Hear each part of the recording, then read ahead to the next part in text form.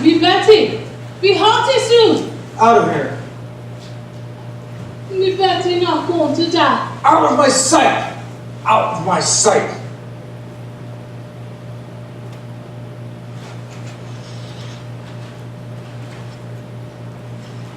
Oh God. God help me. Betty, child, dear child, will you wake? Will you open up your eyes? Betty, little one. Susanna Walcox is here from Dr. Griggs. Oh, the doctor. Let her come, let her come. Come in, Susanna. What does the doctor say, child? Dr. Griggs, he bid me come and tell you, Reverend Sir, that he cannot discover no medicine for it in his books. Then he must search on. Aye, sir. He had been searching his books since he left you, sir. But he bid me tell you that you might look to unnatural things for the cause of it. No. There be no unnatural causes here. Tell him I have sent for Reverend Hale Beverly, and Mr. Hare will surely confirm that.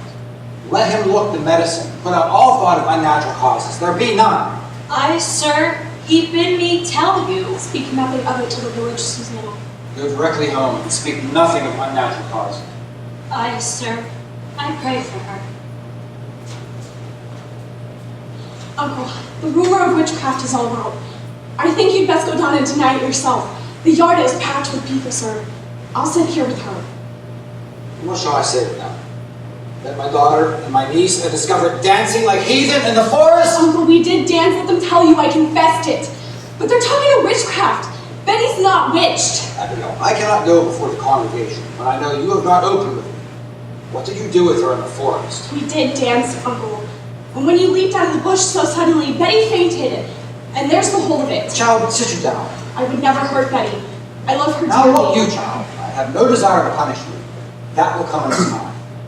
If you traffic with spirits in the forest, I must know it, for surely my enemies will, and they will ruin me with it. But we never conjured spirits. Then why can she not move herself since midnight?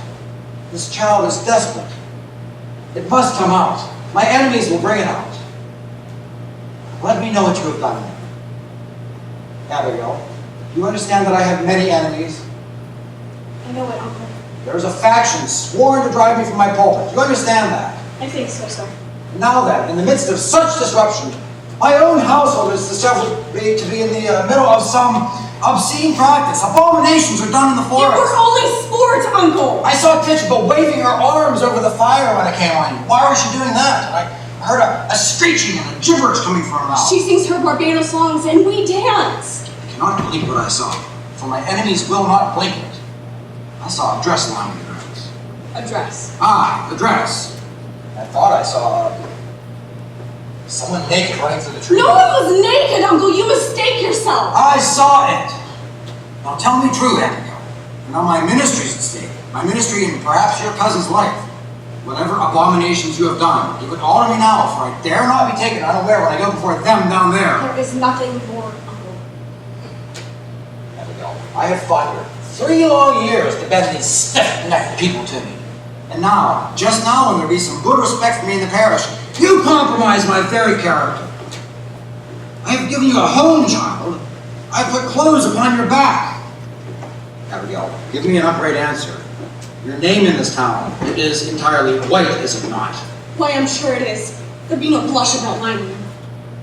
Abigail, is there any other reason than you have told me for being discharged from Goody Proctor's service? I have heard it said, and I tell you as I heard it, that she comes so rarely to church this year, for she will not sit so close to something soiled. What signifies that remark? She hates me, Uncle. She must. Or I would not be her slave. She is a cold, lying woman, and I would not work for such a woman. She may be, and yet it has troubled me that you're now 7 months out of their house, and in all this time, no other family has called you for your service. They want slaves, Uncle. Not such as I. Let them send to Barbados for that. I will not black my face for any of them. Do you begrudge me my bed, Uncle? Goody, come. Oh, it is a marvel. Surely it is the stroke of hell upon you.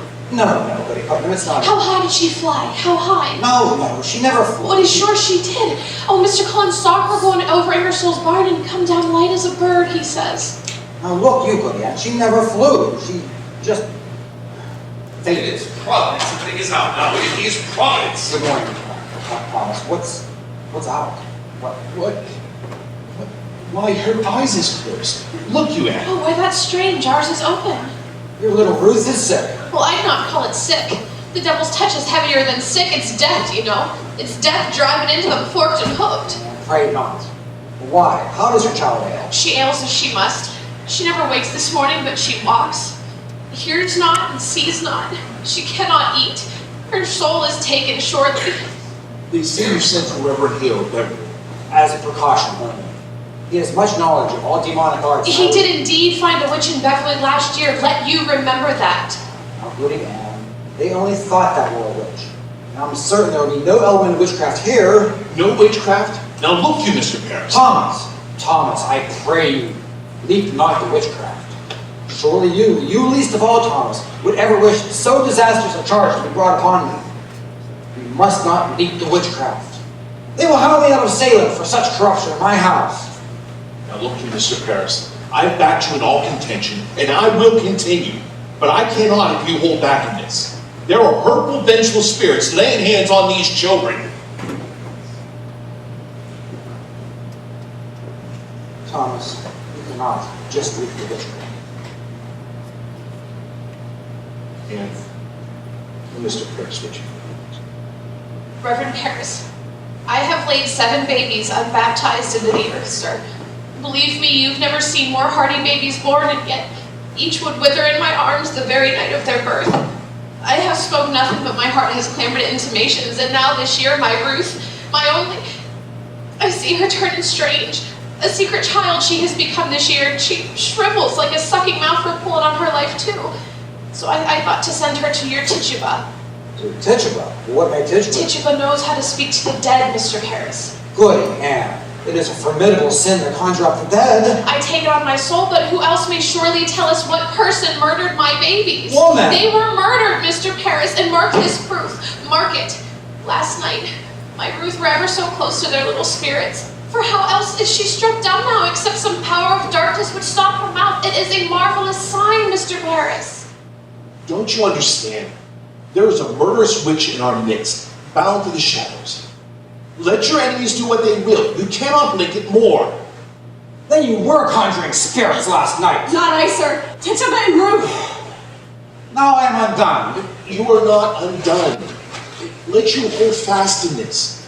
Wait for no one to charge you. Declare it yourself. You have discovered witchcraft. In my house, Thomas, they will topple me with this. Your pardons. I only thought to see how Betty is. Why aren't you home? Who's with Ruth? Her grandmother come. She's improved a little, I think. She gave a powerful sneeze before. Oh, there is a sign of life. Oh, I'd fear no more, Goody Putnam. It were a grand sneeze. Another like it will shake your wits together, I'm sure. Thomas, would you leave me now? I would pray for a while alone. Uncle, you've prayed since midnight. Why don't you go down to the... No! We'll wait for Mr. Hale to arrive. Now look you, sir. You strike out against the devil, the village will bless you for it. Come down, talk with them, pray with them. They thirst for your word. Surely you'll come pray with them. I have no stomach for disputation this morning. I will lead them in a song. But let you speak nothing of witchcraft yet. I will not discuss it. The cause is yet unknown. I've had enough contention since I came here. I want no more. Mercy, you go home to Ruth, do you hear? Hi, Mom. If she goes from the window again, cry for me at once. Yes, Uncle. There's a powerful energy in my arms tonight.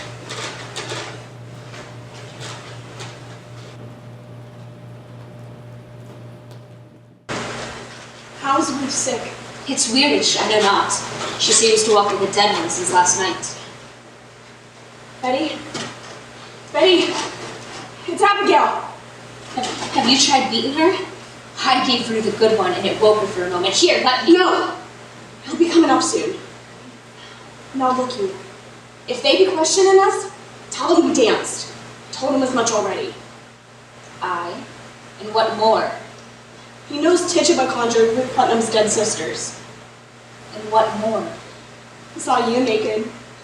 Jesus. What do we do? The whole village is out. What'll we do? I've just come from the farm. The whole country's talking witchcraft. They'll be calling us witches, Abby. They'll be calling us witches, Abby. She means to tell. I know it. Abby, we've got to tell. Witchery's a hanging error. A hanging like they done in Boston 2 years ago. Abby, we must tell the truth. You'll only be whipped for dancing and the other things. Oh, we'll be whipped. I never done none of it. I only looked. Oh, you're a great one for looking, aren't you, Mary Warren? What a grand peeping courage you have. Betty?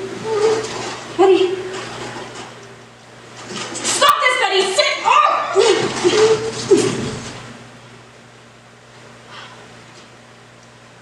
My, you seem improving. Look, I talked to your papa, and he knows everything now, so there's nothing to... I want my mama. What ails you, Betty? Your mama is dead and buried. I'll fly to mama. Let me fly. Oh, wait! Stop it! You drank blood, Abby. You drank blood.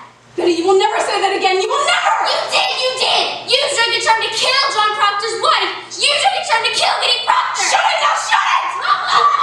Mama.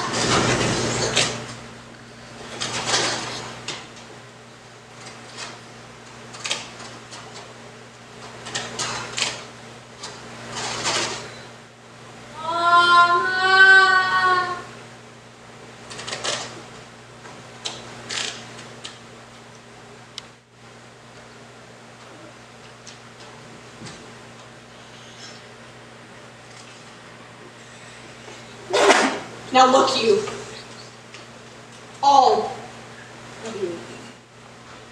We danced and Tituba conjured with Putnam's dead sisters. And that is all. And mark this. Let any of you speak a word, or the edge of a word, about the other things. And I will come to you in the black of some terrible night, and I will bring a point to reckoning that will shudder you. And you know I can do it too. I watched the Indians smash my dear parents' heads on the pillows next to mine, and I have seen some reddish work done at night. And I could make you all wish you had never seen the sun go down. Now you sit up and stop this! What's got her? Abby, she's going to die. I said shut it, Mary Warren!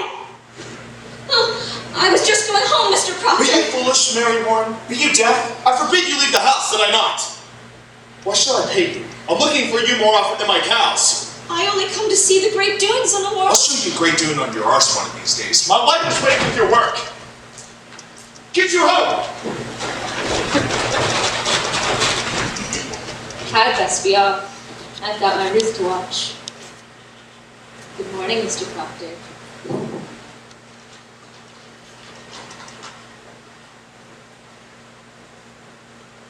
Oh, she's only gone silly somehow. She'll come out of it soon. So she flies, eh? Where are her wings? Oh, John. Surely you're not believing she flies. Rode past my house as a pilgrimage to Salem all morning. Town's mumbling at witchcraft. Oh, bosh. We were dancing in the woods, and my uncle leaped in on us, and she took fright as all. Dancing by moonlight. You'll be clapped in the stocks before you're 20. Give me a word, John. A soft word. Abby, I've not come for that. You come 5 miles to see a silly girl fly. I know you better. I've come to see what mischief your uncle's brewing now. You'll put it out of mind, Abby. John, I am waiting for you every day. Abby, you'll put it out of mind. I'll not be coming for you more. Surely you're sporting with me. You know me better. I know how you clutched my back behind your house and sweated like a stallion when I come here. Or did I dream it? I saw your face when she put me out. You love me then, and you do now. Abby, that's a wild thing to say. A wild thing, they say wild things. But not so wild, I think. I've seen you since you put me out. I've seen you nights. Brother stepped up my farm this 7 month. I have a sense for heat, John. And yours has drawn me to my window. And I see you, looking up, burning in your loneliness. Do you tell me you never looked up at my window? Perhaps I have. Why, you must. You are no wintry man. I know you, John, I know you. I cannot sleep for dreaming. I cannot dream that I wake and walk about the house as though I find you coming through some door. Child. How dare you call me child? Abby, I may think of you softly from time to time, but I will cut off my hand before I ever reach for you again. Put it out of mind.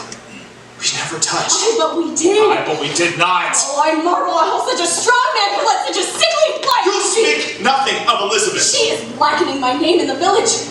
She is telling lies about me. She is a cold, sniveling woman, and you bend to her. Let her talk. Do you look for women? I look for John Proctor, who woke me from my sleep and put knowledge in my heart. I never knew what pretense Satan was. I never knew the lying lessons taught by these Christian women and their covenanted men. And now you bid me tear the light out of my eyes. I will not. I cannot. You love me, John Proctor, and whatever sin it is, you love me yet. John, pity me. Pity me.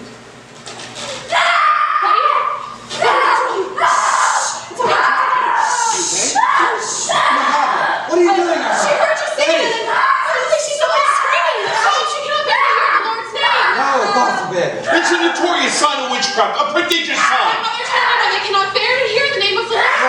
Rebecca, come here, please. We're lost. She suddenly cannot bear to hear the Lord's name. Giles Corey, there is hard sickness here, so please to keep the quiet. I've not said a word. No one here can testify that I said a word. I hear she flies. Is she going to fly again? Man, be quiet now.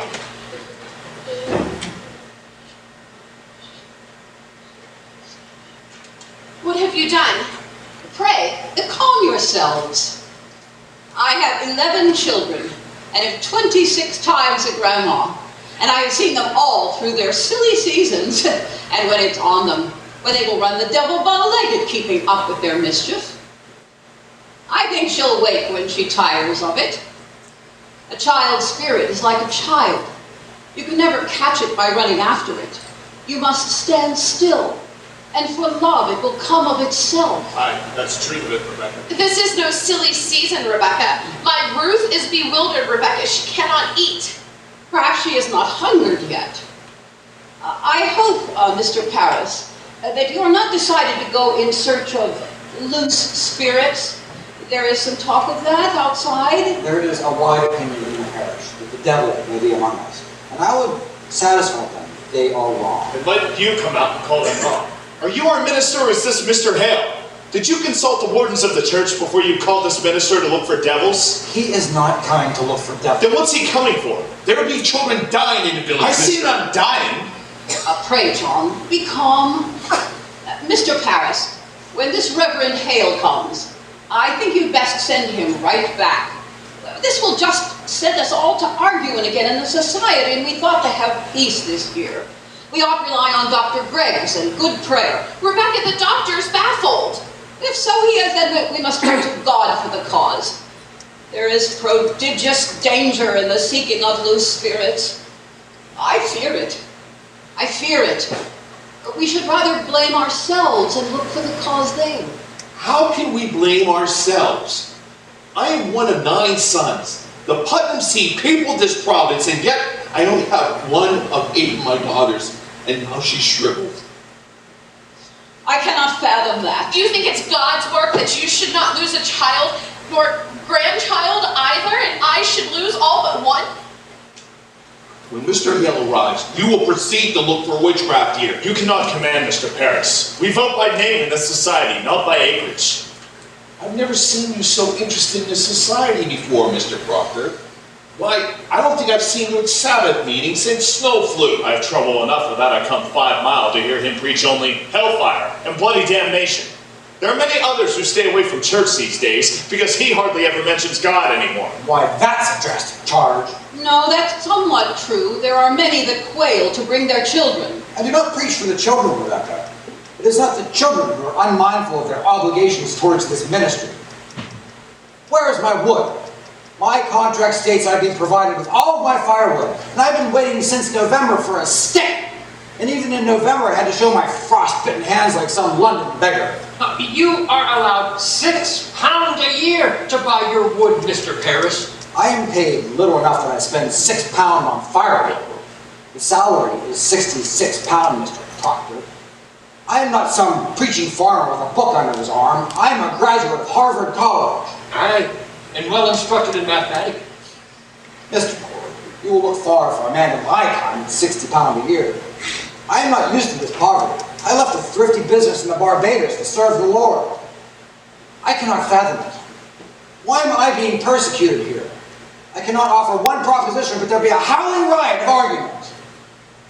I often wonder if the devil be in it somewhere. I cannot understand you people otherwise. Mr. Paris, you're the first minister ever did demand a deed to this house. I am your third preacher in 7 years. I do not wish to be put out like a cat whenever some majority fills a whim.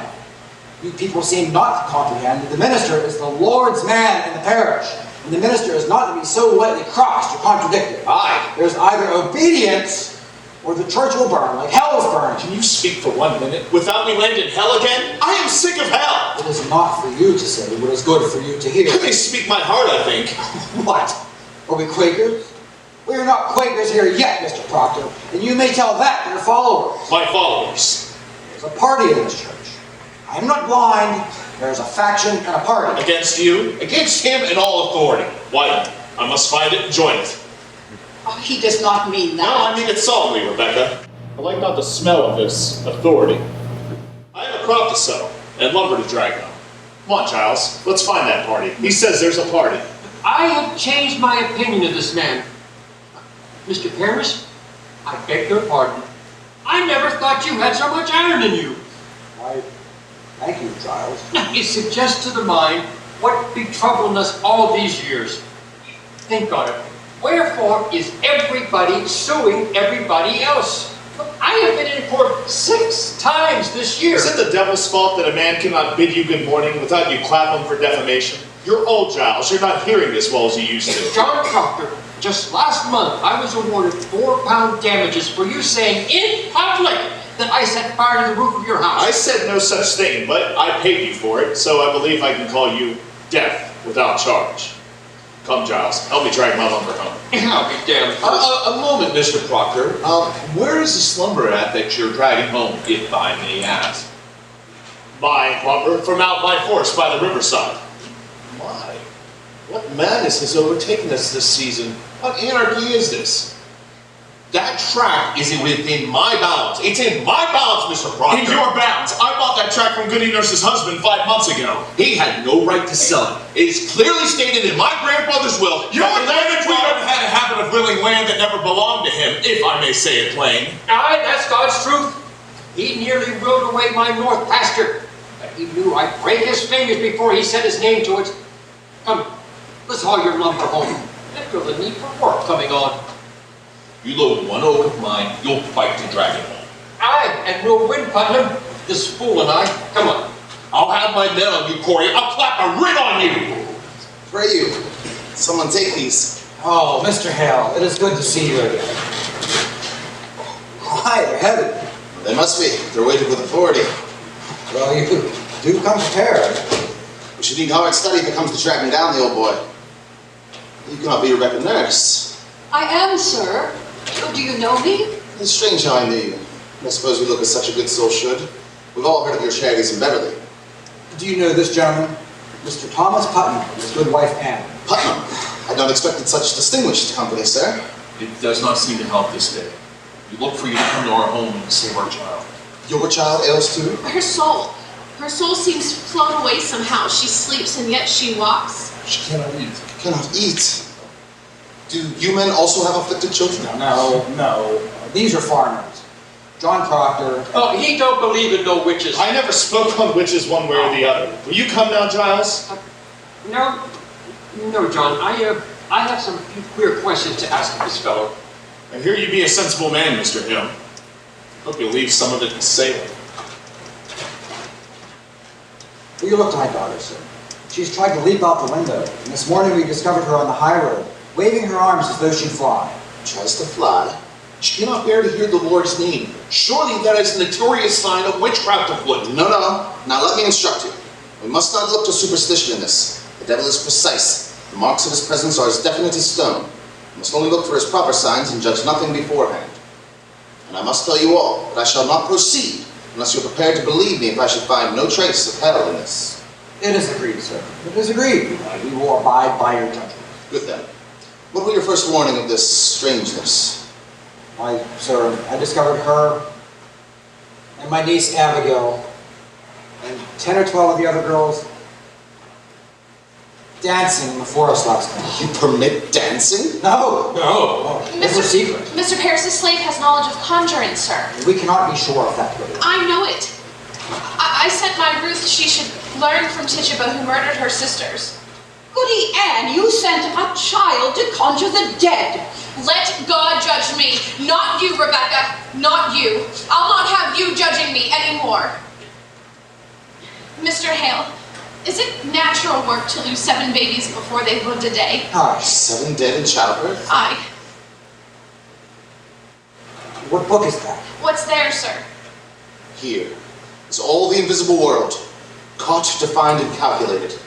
In these books, the devil stands stripped of his brute disguises. Here are your familiar spirits, your incubi and succubi, your witches that go by land, by air, and by sea, your wizards of the night and of the day. Now have no fear, for we will find him out if he has come among us, and I mean to crush him utterly if he has shown his face. Will it hurt the child, sir? I cannot tell. If she is truly in the devil's grip, we may need to rip and tear to get her free. I think I'll go then. I'm too old for this. Why, Rebecca? We may open up the boil of all of our troubles today. Let us hope for that. I go to God for you, sir. I hope you do not mean to go to Satan here. I wish I knew. Come, Mr. Geyer, let's get on. Mr. Hale, I've been wanting to ask of a learned man, what signified the reading of strange books? What books? I don't know. She hides them from me, you see. Who does this? Martha, my wife. You see, many a night I awaken to find her in the corner of the room reading a book. What do you make of that? Well, that's not necessarily No, it discomforts me, sir. It discomforts me. Right, just last night, mark this, I tried, and I could not say my prayers. And then she closed the book, out of the house, and suddenly, mark this, I could pray again. Ah, the stoppage of prayer. That is strange. I'd like to speak more on that with you, sir. Oh, no, I'm not saying she touched the devil, but I would admire to know what book she reads and why she hides them. She will not answer me, you understand? Aye. We'll discuss it. Now, mark me. If the devil is truly in her, you will witness some frightful wonders in this room. Mr. Putnam, stand close in case she tries to fly. Now, Betty dear, will you sit up?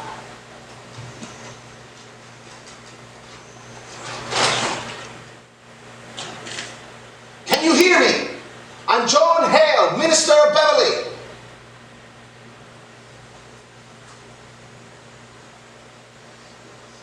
I'm here to help you. Do you remember my 2 little girls in Beverly?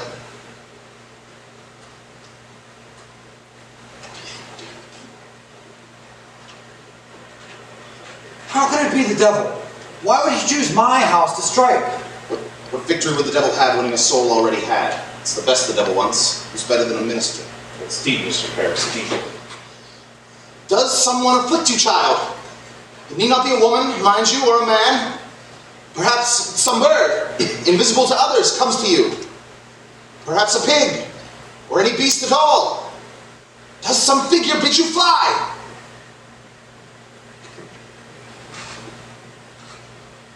Nomini Domini Sabaoth, sui Philippe id Infernus. Abigail, what sort of dancing were you doing with your cousin in the forest? Why, common dancing is all.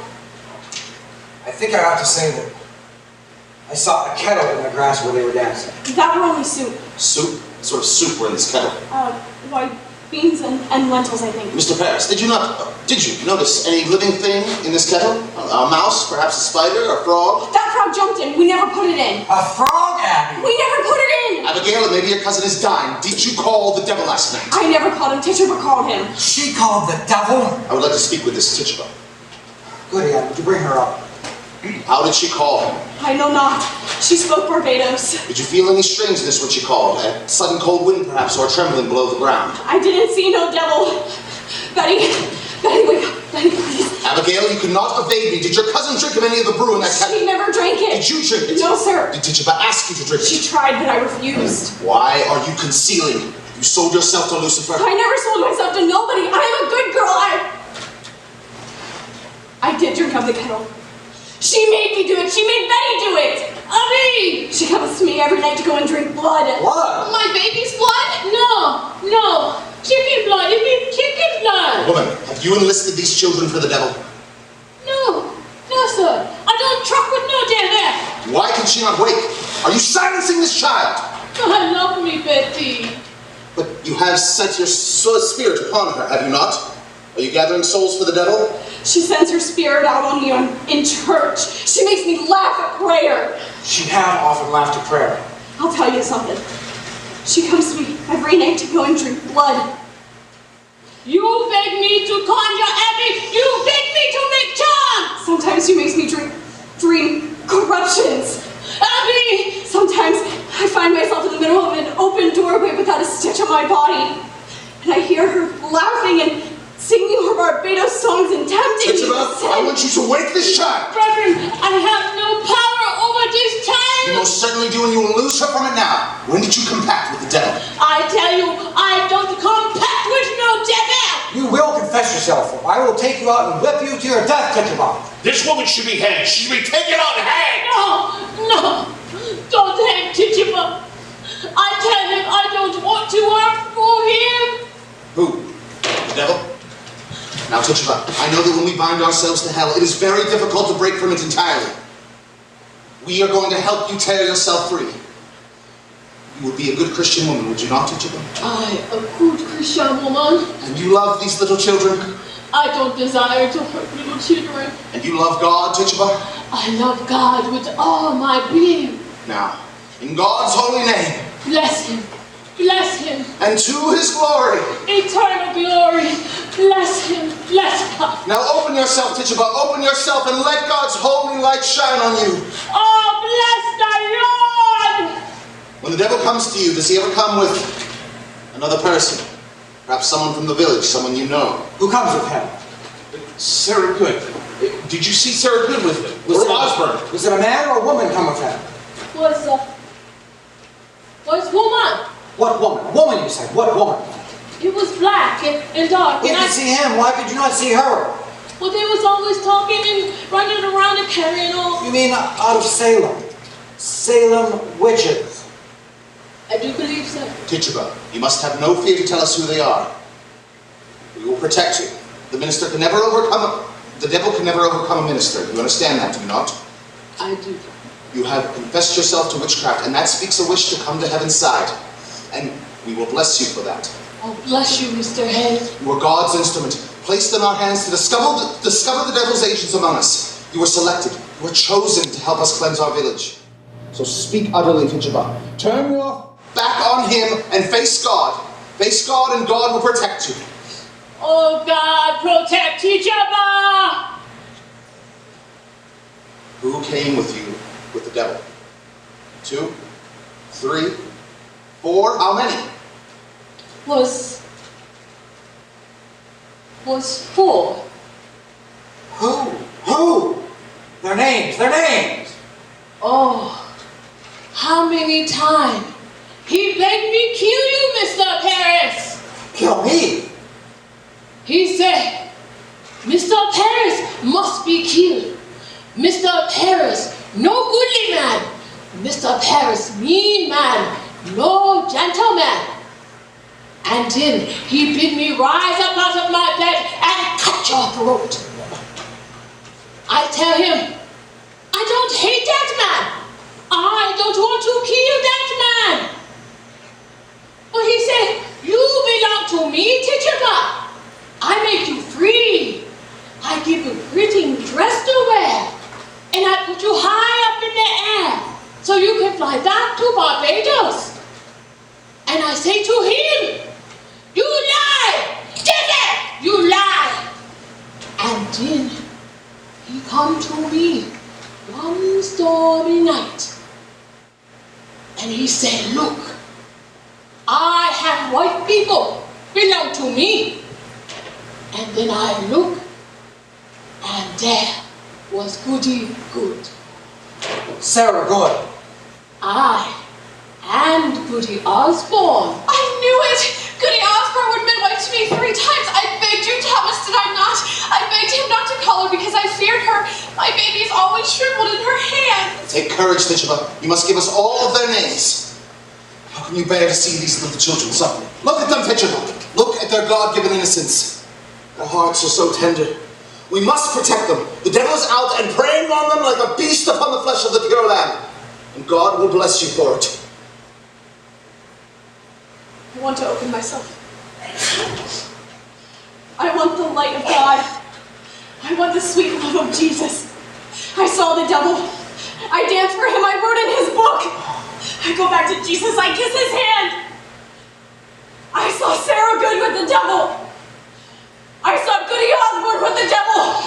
I saw Bridget Bishop with the devil. I saw George Jacobs with the devil. I saw Goody Howell with the devil. She speaks! She speaks! Glory to God, it is broken there for I you. saw Goody Simmer with the devil. I saw Martha Bellows with the The devil. marshal! I'll get the marshal! I saw Goody Hawkins with the devil. I saw Alice Farrell with the devil. I saw Mr. Barnes with the devil. I saw Goody Cobb with the devil.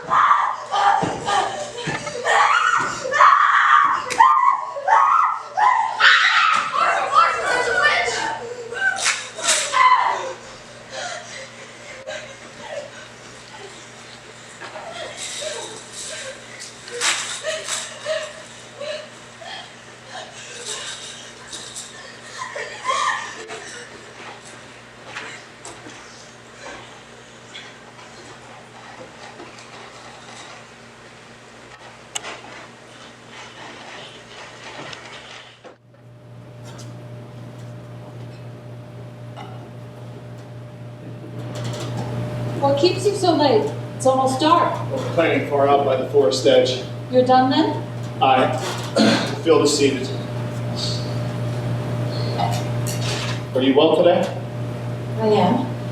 Pray now for a fair summer. Aye. It is a rabbit. Oh, is it? In Jonathan's trap? No, she walked into the house this afternoon. I found her sitting in the corner like she come to visit. It's a good sign walking in. Pray God.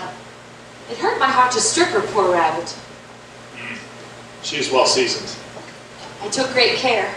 She's tender? Aye. Think we'll see green fields soon.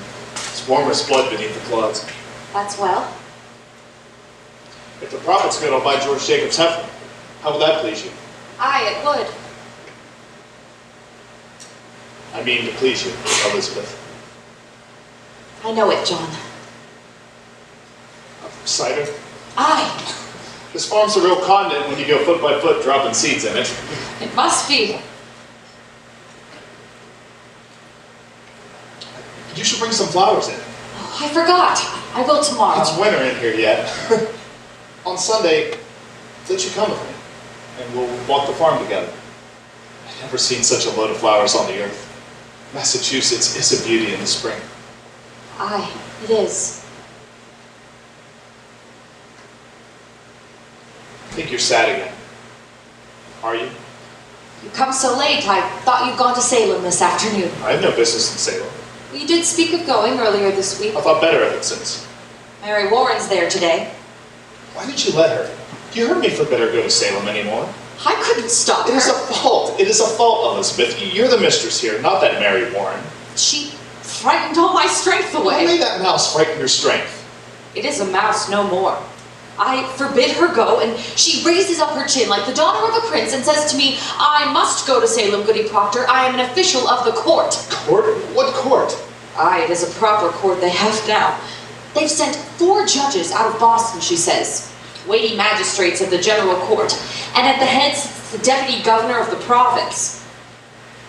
Why? She's mad. I would to God she were. There be 14 people in the jail now, she says. And they'll be tried. And the court have power to hang them too, she says. Aye, they'd never hang. The deputy governor promised hanging if they'll not confess, John. The whole town's gone wild, I think. Mary Warren speaks of Abigail as though she were a saint to hear her. And she brings the other girls into the court. Where she walks, the crowd will part like the sea for Israel. And folks are brought before them. And if Abigail scream and howl and fall to the floor, the person's clapped in the jail for bewitching her. Why, it is a black mischief. I think you must go to Salem, John. I think so. You must tell them it is a fraud. Aye, it is. It is surely. Let you go to Ezekiel Cheever. He knows you well. And tell him what she said to you last week in her uncle's house. She said it had naught to do with witchcraft, did she not? Aye, she did. She did. God forbid you keep that from the court, John. I think they must be told. Aye, they must. They must. It's a wonder that they do believe her. I would go to Salem tonight, John. Let you go tonight. I'll think on it. You cannot keep it, John. I know I cannot. I say I will think on it. Good then. Let you think on it. I'm only wondering how I may prove what she's told me. If the girl's a saint now, I think it'd not be easy to prove that she's fraud. The town gone so silly. She told it to me in a room alone. I have no proof for it. You were alone with her? For a moment alone, aye. Why then, it is not as you told me. For a moment, I say. The others come in soon after. Do as you wish then. Woman, I'll not have your suspicion anymore. I'll not have it. Then let you not earn it. You doubt me yet? John, if it were not Abigail that you must go to hurt, would you falter now? I think not. Now look you. I see what I see, John. You will not judge me more, Elizabeth. I have good reason to think before I charge fraud on Abigail, and I will think on it. Let you look to your own improvement before you go and judge your husband more. I have forgotten Abigail. And I. Spare me. You forget nothing and forgive nothing. Learn charity, woman. I've gone tiptoe in this house this 7 months, and she is gone. I have not moved from there to there without a thing to please you, and still an everlasting funeral marches round your heart. I cannot speak, but I am doubted. Every moment judged for lies, as though I come into a courtroom when I come into this house. John, you are not open with me. You said you saw her with I'll a plead crowd. my honesty no more. John, I am open. No more! I should have roared you down when you first told me your suspicion. But I willed it, and like a Christian, confessed. Some dream I had must have mistaken you for God that day, but you're not. You're not. Let you remember it. Let you look sometimes for the goodness in me, and judge me not. I do not judge you. The magistrate sits in your heart that judges you. I never thought you but a good man, John. Just somewhat bewildered. Oh, Elizabeth, your justice would freeze beer. How do you go to Salem when I forbid it? Do you mock me? I'll beat you if you dare leave this house again. I'm sick, Mr. Proctor, pray hurt me not. My insides are all shuddery. I'm in the proceedings all day, sir. What are these proceedings here? What will you proceed to keep this house that you are paid £9 a year to do? And my wife not wholly well? I made a gift for you today, Goody Proctor. I had to sit long hours in a chair and pass the time with sewing. Why, thank you. It is a fair profit. We must all love each other now, Goody Proctor. Aye, indeed we must. I'll get up early in the morning and clean the house. I must sleep now. Mary, is it true there be 14 women arrested? No, sir. There be 39 now. Why, she's weeping. What ails you, child? Goody Osborne will hang. Hang, you say? Aye. The deputy governor will permit it. He sentenced her, he must. But not Sarah Good, for Sarah Good confessed, you see. Confess? To what? That she sometimes made a compact with Lucifer and wrote her name in his black book with her blood and bound herself to torment Christians till God's thrown down and we all must worship hell forevermore. Well, surely you told them what a jabber she is. Mr. Did you tell them Proctor, that? in open court, she near choked us all to death. Choked you? Choked you how? She sent her spirit out. Oh, Mary, surely. She tried to kill me many times, Goody Proctor. Well, I've never heard you mention that before. I never knew it before. I never knew anything before. When she come into the court, I say to myself, I must not accuse this woman, for she sleep in ditches and so very old and poor. But then she sit there, denying and denying, and I feel a misty coldness climbing up my back, and the skin on my skull begin to creep, and I feel a clamp around my neck, and I cannot breathe air, and then I hear a voice, a screaming voice, and it were my voice, and all at once I remember everything she done to me. Why? What has she done to you? So many times, Mr. Proctor, she come to this very door begging bread and a cup of cider, and mark this, whenever I turned her away empty, she mumbled. Mumble? She may mumble if she's hungry. But what does she mumble? You must remember, Goody Proctor, last month, Monday, I think, she walked away, and I thought my guts would burst for 2 days after. Do you remember it? Why, I do, I think. So I told that to Judge Hawthorne, and he asks her, so, Goody Osborne, what curse do you mumble that this girl must fall sick after turning you away? And she replies, why, Your Excellence, no curse at all. I only say my commandments. I hope I may say my commandments, says she. And that's an upright answer. Aye, but then he says, recite for us your commandments. And of all the 10, she could not say a single one. She never knew no commandments, and they had her in a flat lie. And so condemned her? Why, they must when she condemned herself. But the proof, where is the proof? I told you the proof. It's hard proof. Hard as rock, the judges say. You will not go to that court again, Mary Warren. I must tell you, sir, I will be gone every day now. I am amazed you do not see what weighty work we do. What work you do? It's strange work for a Christian girl to hang old women. But, Mr. Proctor, they will not hang them if they confess. Sarah Good will only sit in jail sometime. And here's a wonder for you. Think on this. Goody Good is pregnant. Pregnant? Are they, mad? The woman's near to 60. They had Dr. Briggs examine her, and she's full to the brim, and smoking a pipe all these years, and no husband either. But she's safe, thank God, for they'll not hurt the innocent child. But be that not a marvel? You must see, sir, it is God's work we do. So I'll be gone every day for some time. I am an official of the court, they say. I'll official you. I'll not stand whipping anymore. The devil's loose in Salem, Mr. I'll be the devil out of you. I saved her life today. I am accused? Somewhat mentioned, but I told them I never saw no sign you sent your spirit out to hurt no one. And seeing as I do live so closely with you, they dismissed it. Who accused me? I am bound by law, I cannot tell it. I only hope you'll not be so sarcastical no more. 4 judges and the king's deputy sat to dinner with us but an hour ago. I would have you speak civilly to me from this out. Go to bed. I'll not be ordered to bed no more, Mr. Proctor. I am 18 and a woman, however single. If you wish to sit up, then sit up. I wish to go to bed. Good night, then. Good night. Oh, the noose. The noose is up. There will be no noose. She wants me dead. I knew all week it would come You to heard her this. say it. They dismissed it. And what of tomorrow? She will cry me out until they take me. Sit down. She wants me dead, John. You know. I say sit you down. Now, we must be wise, Elizabeth. Oh, indeed, indeed. Fear nothing. I'll find Ezekiel Cheever. I'll tell him she said and we're all sport. John, with so many in the jail, more than that is needed now, I think. Would you favor me with this? Go to Abigail. What have I to say to Abigail? John, grant me this. You have a faulty understanding of young girls. There is a promise made in any bed. What promise? Spoke or silent, a promise is surely made. And she may dote on it now, I am sure she does. And thinks to kill me than to take my place. It is her dearest hope, John.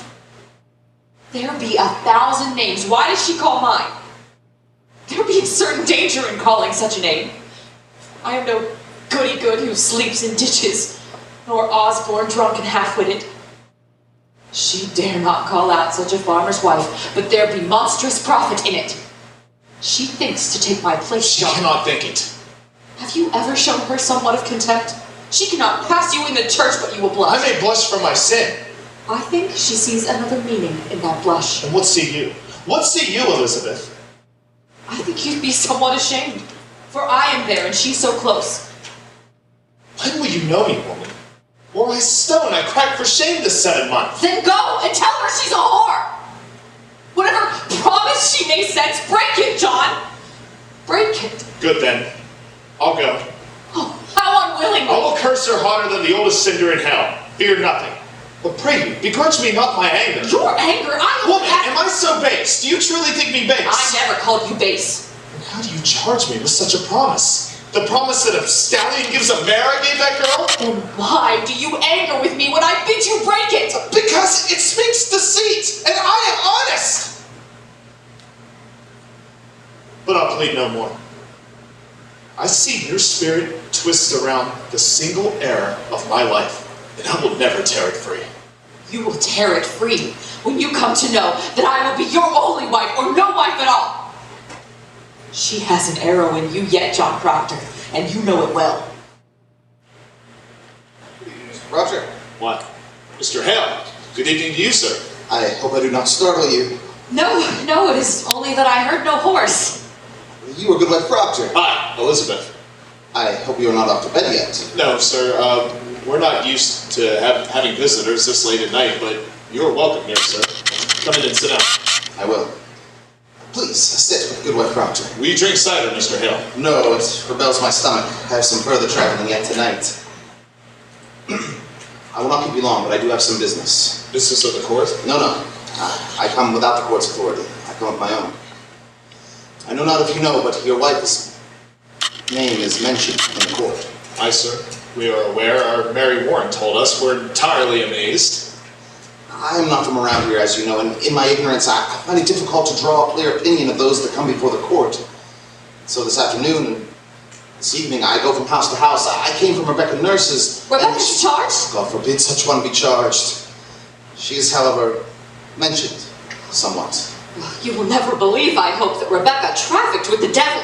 Woman, it is possible. Surely you cannot think it. This is a strange time, mister. No man may longer doubt the powers of dark or gathered in monstrous attack upon this village. There's too much evidence to deny it now, you will agree, sir? I have no knowledge in that field, but it's hard to believe that so pious a woman be secretly a devil's bitch after 70 years such good prayer. Aye. The devil is a wily one, you cannot deny it. However, she is far from accused, and I know she will not be. I thought, sir, to put some question as to the Christian character of this home, if you'll permit. Why, we have no fear of questions, sir. Good then. I note that in the book Mr. Paris keeps that you are rarely in church on the Sabbath day. No, sir, you are mistaken. 26 times in 17 months? I should call that rare. Will you tell me why you are so absent? Mr. Hale, I never knew that I had to account to that man whether I go to church or stay at home. My wife was sick this winter. So I'm told. But you, mister, why could you not come alone? Well, I surely did go. When I couldn't, I prayed in this house. Your house is not a church, sir. Your theology must tell you that. It does, sir. It does. It also tells me that a minister may pray to God without he have golden candlesticks upon the altar. What golden candlesticks? Since we built the church, there were pewter candlesticks upon the altar. Francis Nurse made them, and a sweeter hand never touched the metal. But Paris come along, and for 20 weeks he preached nothing but golden candlesticks until he had them. Now I labor the earth from dawn of day until blink of night. And when I looked to heaven and I saw my money glaring at his elbows, it hurt my prayer, sir. It hurt my prayer. I think sometimes the man dreams cathedrals, not clappered meeting houses. And yet, mister, a Christian on Sabbath day must be in church. Now tell me, you have 3 children. Aye, boys. How come it that only 2 are baptized? I like it not that Mr. Parrish should lay his hand upon my baby. I see no light of God in that man, sir. I'll not conceal it. Well, I must say, Mr. Proctor, that is not for you to decide. The man is ordained, therefore the light of God is in him. What's your suspicion, Mr. Hale? No, I have... I nailed the roof upon the church. I hung the door. Oh, you did? Well, that's good then. It may be that I've been too quick to bring the man to book, but you can never think we would ever desire the destruction of religion. I think that's in your mind, is it not? I have... There's a softness in your record, sir. A softness. I think maybe we have been too hard with Mr. Paris. I think so. But surely we never loved the devil here. You know your commandments, Elizabeth? Well, I surely do. There be no mark of blame upon my life, Mr. Hale. I am a covenanted Christian woman. And you, sir? Sure I do, sir. Then let you repeat them, if you will. The commandments. Aye. Thou shalt not kill. Aye. Thou shalt not steal. Thou shalt not covet thy neighbor's goods, nor make unto thee any graven image. Thou shalt not take the name of the Lord in vain. Thou shalt have no other gods before me. Thou shalt remember the Sabbath day and keep it holy. Thou shalt honor thy father and mother. Thou shalt not bear false witness. Thou shalt not make unto thee any graven image. Ah, you said that one twice, sir. Aye.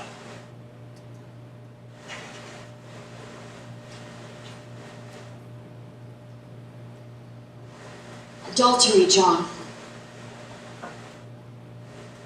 Aye. You see, sir, between the two of us, we really do know them all. I think it'd be a small fault. Theology, sir, is a fortress. No crack in a fortress may be accounted small. There be no love for Satan in this house. I pray it. I pray it dearly. Well then, I'll bid you good night. Mr. Hale, I do think you are still suspecting me somewhat, are you not? Goodwife Proctor, I judge you not. It is my duty to add what I may to the godly wisdom of the court. I wish you and your husband both good health and good fortune. Good night, sir. I think you must tell him, John. What's that? Will you tell him? I have no witnesses and no proof, except my word be taken. But I know that the children's sickness had naught to do with witchcraft. Not to do. They were discovered by Mr. Paris sporting in the woods. They were startled and took sick. Who told you this? Abigail Williams. Abigail. Aye, sir. Abigail Williams said it had naught to do with witchcraft. She told me the day you came, sir. Why?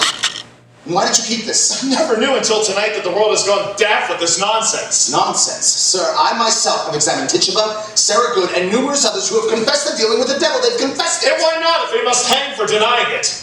There are many others that'll swear to anything before they'll hang. Have you ever thought of that? I have. I have indeed. And you would testify to this in court? I not reckon of going into court, but if I must, I will. Ah, you falter there. I falter nothing. I do wonder, however, my claim would be accepted in such a court. I do wonder when a minister as steady-minded as yourself would question a woman who have never lied.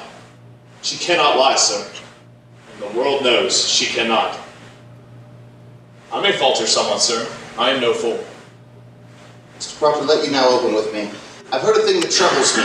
It is said that you hold no belief that there are even witches in this world. Is that true, sir? I know not what I said I may have said. I have wondered if there be witches in the world. So you do not believe? I have no knowledge in that field. The Bible speaks of witches, and I will not deny that. And you, woman?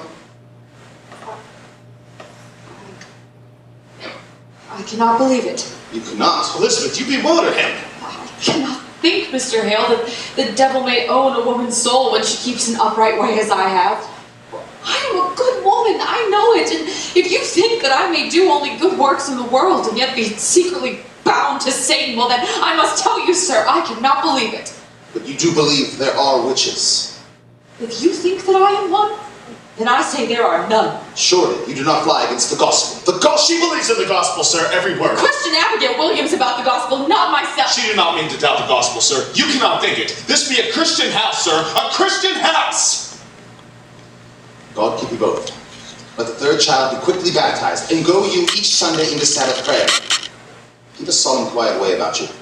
Think you mean to be hungry. John! Giles, what's wrong? They've taken my wife and Rebecca nurse. Rebecca's in the jail? John, Cheever come and take her in her wagon. We just now come from the jail. They won't even let us in to see them. Well, they've surely gone wild now, Mr. Hale. Reverend Hale, can you not speak to the deputy governor? I think he mistake these people. Calm you, Mr. Nurse. My wife is the very brick and mortar of the church, sir. And Martha Corey. You cannot find a woman yet closer to God than Martha. How were Rebecca charged? With murder, sir. with the marvelous and supernatural murder of Goody Putnam's babies.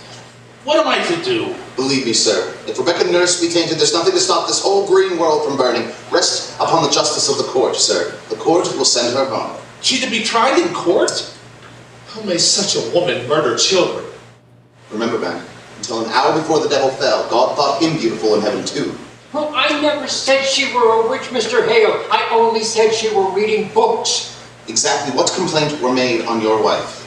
That bloody mongrel Walcott charger. You see, he bought a pig of my wife 5 years ago. And soon afterwards, the pig died. And he come dancing in looking for his money back. And my Martha, she says to him, Walcott, if you've not got the wit to feed a pig properly, you'll not live to have many more, she says. And now he goes to court and claims that from that day to this, he cannot keep a pig alive more than 4 weeks because my Martha bewitched them with her books. Good evening. Good evening to you, John Proctor. Mr. Cheever, good evening to you, sir. Good evening, all. Good evening, Mr. Hale. I hope you come not on business of the court. Aye, Proctor, I do. I'm clerk of the court now, you know. It is a pity, Ezekiel, that an honest tailor might have gone to heaven, but must now burn in hell. Burn, you know this. I must do as I'm told. Surely you know that, Giles. And I'd lief you not be sending me to hell. I like not the sound of it, I don't. I like not the sound of it. Now, Proctor, heavy is the weight of the law with all its tonnage on my back this night. I have a warrant for your wife. What say you? A warrant for my wife? You said she were not charged. I know nothing of it. When was she charged? I'm given 16 warrant tonight, sir. She is one. Who charged her? Why, Abigail Williams charged Abigail. her. Proof! What proof? Sir, I have little time. The court bid me to search your house, but I like not to search a house. So would you please just hand over any poppets that Goody Proctor may keep here? Poppets? Why, I never kept no poppets since I was a girl. Why, I spy a poppet, Goody Proctor. Why, this is Mary's. Could I have it, please? Has the court discovered a text in poppets now? Tell me, do you keep any others in this place? No, nor this one either until tonight. Well, what signifies a poppet? Well, a poppet may signify... Will you please to come with me? No, she will not. Fetch Mary, Elizabeth. No, I'm forbid to leave her from my sight. You will leave her out of sight and out of mind. Fetch Mary. Mr. Cheever, what signifies a poppet? Well, you say a poppet may signify that it... What's this? What's this? What's that? It is a needle, Marshal. Marshal, it is a needle! What signifies a needle? Oh, why this go hard for her, Proctor? I had my doubts, but here's calamity. You see, sir, there is a needle. Why? What meaning has it? The Williams girl, Abigail Williams. She'd go to dine this night at the home of Reverend Paris, when suddenly, without word nor warning, she falls to the floor, like a struck beast, he says, and screams a scream that a bull would weep to hear. And he goes to her rescue and finds 2 inches stuck in the flesh of her belly, a needle, and demanded of how she became so stabbed. She says it was your wife's familiar spirit that pushed it in. Well, surely she done it herself. I hope you're not taking this as proof, Mr. Hale. 'Tis hard proof, sir. I find a puppet Goody Proctor keeps in this house. I have found it, sir, and with a needle stuck in its belly. Why, I never warranted to see such proof of hell, and I bid you for... Here now. Mary, how does this poppet come into my house? What puppet's that, sir? This poppet. Why, I think it is mine. It is yours, is it not? It is, sir. And how does it come into my house? I'd make it in court, sir, and give it to Goody Proctor tonight. Now, sir, do you have it? Mary Warren, a needle were found in this poppet. I meant no harm by it, sir. You stuck it in yourself, did you not? I believe I did. What say you now? Child, are you certain this be your natural memory? May it be, perhaps, that someone conjures you, even now, to say this? Conjures me? No, I am entirely myself, I think. Let you ask Susanna Walcott. She saw me sewing it in court. Ask Abby. Abby sat beside me when I made it. Bid him out, mister. Your mind is surely made up. Bid him gone. What signifies a needle? You charge a cold and cruel murder on Abigail. Murder? I charge no murder. Abigail was stabbed tonight. A needle were found stuck into her belly. And she charges me! Aye. What? The girl is murdered! She must be ripped out of the world! You've heard it, sir. She must be ripped from the world. Marshal, you've heard it. Get out, Proctor. You keep your hands off that word. You've heard the deputy governor's word! Damn the deputy governor! Get out of my house! Mr. Proctor, You be gone with them! You are a broken minister! Proctor, if she is innocent, If she is innocent! Why don't you ever wonder if Paris be innocent? Or Abigail? Is the accuser always holy now? Were they born this morning clean as God's fingers? I'll tell you what's walking Salem. Vengeance is walking Salem! We are what we always were, but now the little crazy children are jangling the keys to the kingdom, and common vengeance writes the law. This warrant is vengeance. I will not give my wife to vengeance! I'll go, John. No, you will not go. John! I have 9 men outside. You cannot keep her. The law binds me, John. I will not budge! You would see her taken? Proctor, the court... Pontius Pilate! God will not let you wash your hands in this! I think I must go with them, John. Mary? There is bread enough for the morning. He will bake in the afternoon. You will help Mr. Proctor as you were his own daughter. You owe me that, and much more. When the children wake, speak nothing of witchcraft. It will frighten me. I will bring you help. I will bring you soon. John, bring me soon. I will fall like an ocean upon that court. Fear nothing, Elizabeth. I will fear nothing.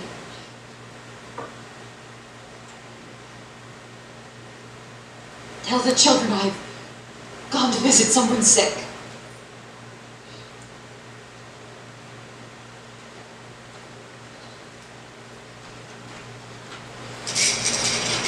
No. Herrick, you will not change her! No, Herrick, you will not change her! Change her! No! Stop!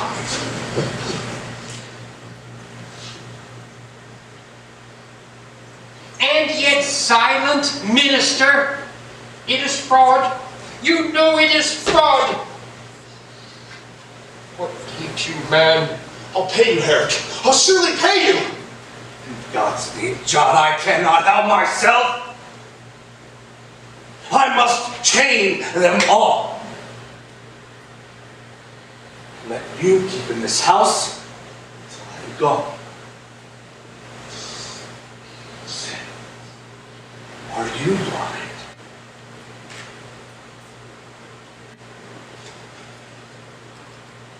Mr. Proctor. Out of my sight! Charity, Proctor, charity!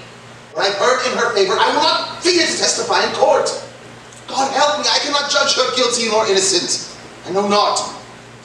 But consider this, the whole world has gone mad, and it profit you nothing that you should lay the cause of it to the vengeance of a little girl. You are a coward! Although you be ordained in God's tears. You are a coward now!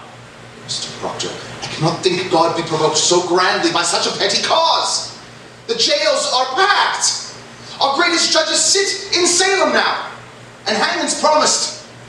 We must look to cause proportionate.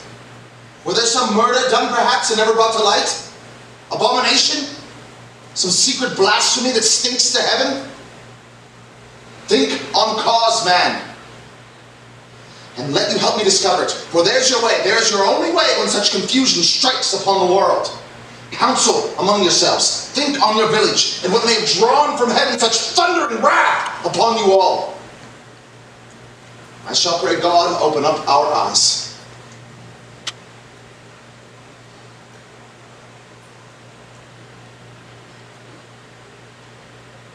I never heard no murder done in Salem. Leave me, Francis. Leave me.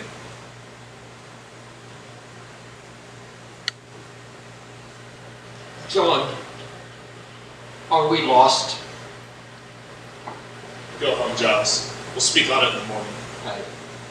You think on it. We'll come early, eh? Aye. Go now. Good night, then.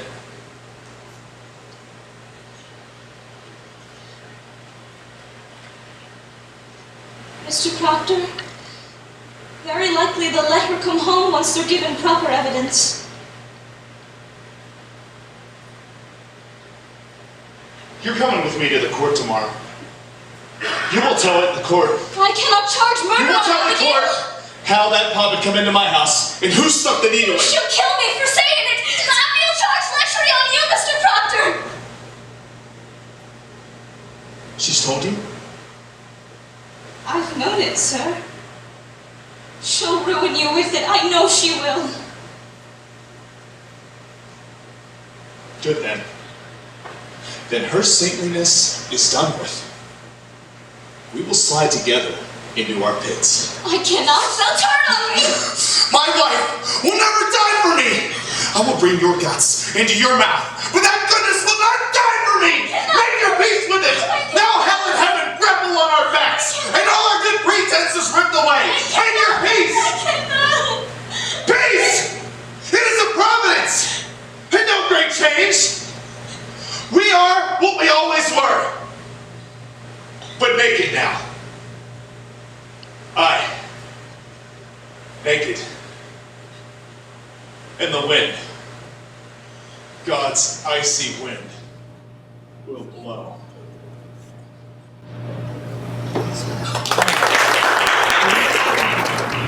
Now, Martha Corey, we have abundant evidence in our hands that you have given yourself over to the telling of fortunes. Do you deny it? I am innocent to a witch. I know not what a witch is. How do you know then that you are not a witch? I would know if I were. Why do you hurt these children? Well, I do not hurt them. I scorn them. I have evidence for the court. Thomas Putnam is reaching out for land. You are here in line. Oh, why? Arrest this man, Excellency. Let's go. I bring up this. Why are you not here? Get out. No, Mr. Hill, go in there and demand that I be heard. A moment, sir. It's my wife they be hanging. How do you dare come roaring into this court? Are you gone mad, Corey? You are not yet a Boston lawyer, Hawthorne. Can't call me daft. Who is this man? Giles Corey, sir. I am asked the question. I'm old enough to answer it. My name is Corey, sir. Giles Corey. I have 600 acres and timber in addition. And it is my wife you be condemning here. And how do you imagine you're helping her cause with such contemptuous riot? They are telling lies about her. Oh, so you take it upon yourself to decide what this court shall hear and what it shall set aside. Your Excellency, we mean no disrespect. Disrespect, indeed. It is disruption, mister. This is the highest court of the supreme government of this province. Do you know it, sir? Your Excellency, I only said she were reading books. And then they come and take her out of my house. Your Excellency, this is my third wife. And I've never had no wife that was so taken with books, you see. And I only thought to find the cause of it. I never blamed her for a witch, sir. I have broken charity with this woman. I have broken charity with her. Excellency, he claims hard evidence in his wife's defense. I think in all justice, we must hear what he has to say. Well, then let him submit his evidence in proper affidavit. Certainly you are aware of our procedure here, Mr. Hale. Clear this room! We are desperate, sir. We come here 3 days now and cannot be heard. Who is this man? Francis Nurse, Excellency. His wife's Rebecca, who were condemned this morning? Indeed. Well, I am amazed to find you in such uproar. I have only good report of your character, Mr. Nurse. I think they should both be arrested for contempt of court, sir. Yes, submit your plea, and in due time we will... Excellency, we have proof for your eyes. God forbid you close your eyes to it. The girls, sir, the girls are frauds. What's what? We have proof of it, sir. They're deceiving you. This is contempt, utter contempt. He's Judge Hathorne. Do you know who I am, Mr. Nurse? I surely do. I think you'd be a wise judge to be where you are. And you know that there are over 400 in jails for Marblehead to Lynn upon my signature. And an additional 72 condemned to be hanged by that signature? I hate to say this to such a weighty judge, but you are deceived.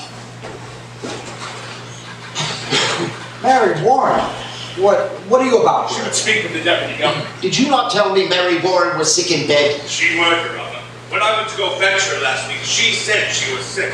She's been striving with her soul all week, Your Honor, and she comes now to tell you the truth. And who is this? John Proctor, sir. Elizabeth Proctor is my wife. Beware of this man, Your Excellency. This man is mischief. I think we must hear the girl, sir. What would you tell us? Mary Warren? She said she never saw no spirits, sir. Never saw no spirits? Never. She has a signed deposition. No, I will accept no deposition. Tell me, Mr. Proctor, have you given out this story in the village? We have not. They've come to overthrow this court, Your Honor. I pray you, Mr. Paris. Mr. Proctor, are you aware of the sole contention of the state in these trials is if the voice of heaven speaks through the children? Aye, sir. You, Mary Warren, how came you to cry out people for sending their spirits against you? We're pretense, sir. Cannot hear you. They were pretense, she says. Oh. And the other girls, Susanna Walcott and all the others, they are also pretending. Sir. Oh, indeed. Now, sir, before I decide whether I shall hear you or not, it is my duty to tell you this. We burn a hot fire here, but not down on concealment. Are you certain in your conscience, sir, that the evidence you present is the truth? Aye, it is, and you will surely know it. I take it you were prepared to share this revelation in the open court before the public? I thought I would. Aye, with your permission. Now, sir, what is your purpose in so doing? I would free my wife, sir. There exists nowhere in your heart or hidden in your spirit any desire to undermine this court? No, sir, no.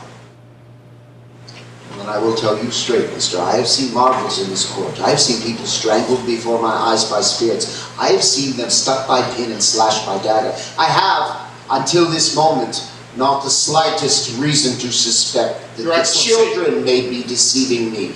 Do you understand my meaning, sir? Your Excellency, does it not strike upon you that so many of these women have lived so long with such an upright reputation? Do you read the gospel, Mr. Proctor? I read the gospel. I think not. Otherwise, you would surely know that Cain were an upright man, and yet he did kill Abel. Aye, God tells us that. But who tells us that Rebecca Nurse murdered 7 babies by sending out her spirit on them? It is the children only, sir, and this one will swear she lied to you. Judge Hal. Aye. She's the one. Mr. Proctor, your wife sent me a claim this morning in which she states she is pregnant now. My wife pregnant? Yeah, well, there's no sign of it yet. We've examined her body.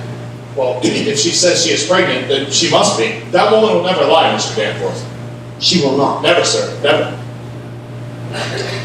Mr. Proctor, if I were to say to you, I will let your wife live yet another month. If she begins to show her natural signs, I will let her live yet another year, till she is delivered. What say you to that?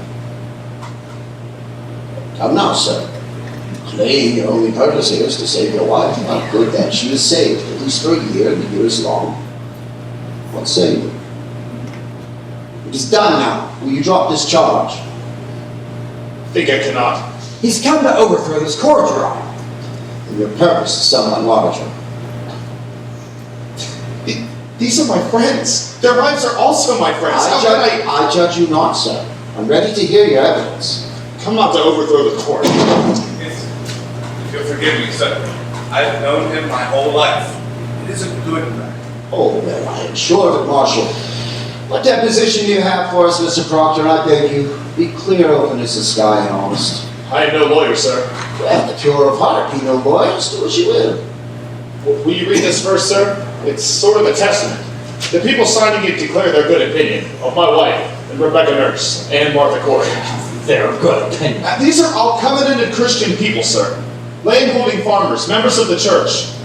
If you notice, sir, they say that they have known the women their whole lives, and never saw no signs that they had dealings with the devil. How many names are here? 91, Excellency. These people should be summoned for questioning. Mr. Danforth, I gave my word that these people would not be harmed if they signed this. This is a clear attack upon the court. Is every defense an attack upon the court? Can no man stand before the court in his own defense? All good Christian people are happy for the court to say that. These people are gloomy for it. And I think you would want to know from each and every one of them what discontents them with you. I think they should be questioned, sir.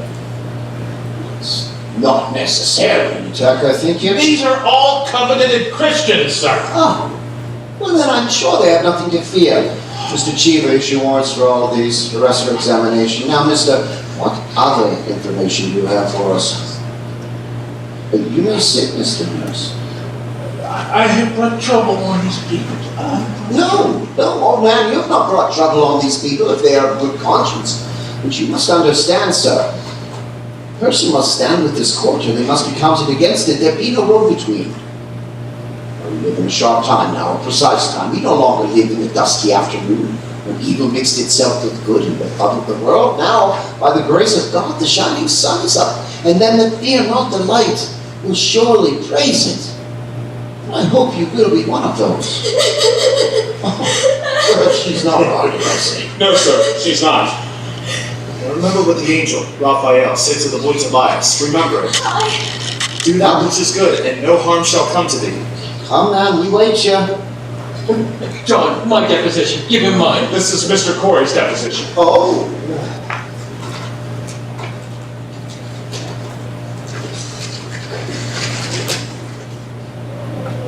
What lawyer truth this, Giles? Oh, you know I've never had no lawyer in my life, Hawthorne.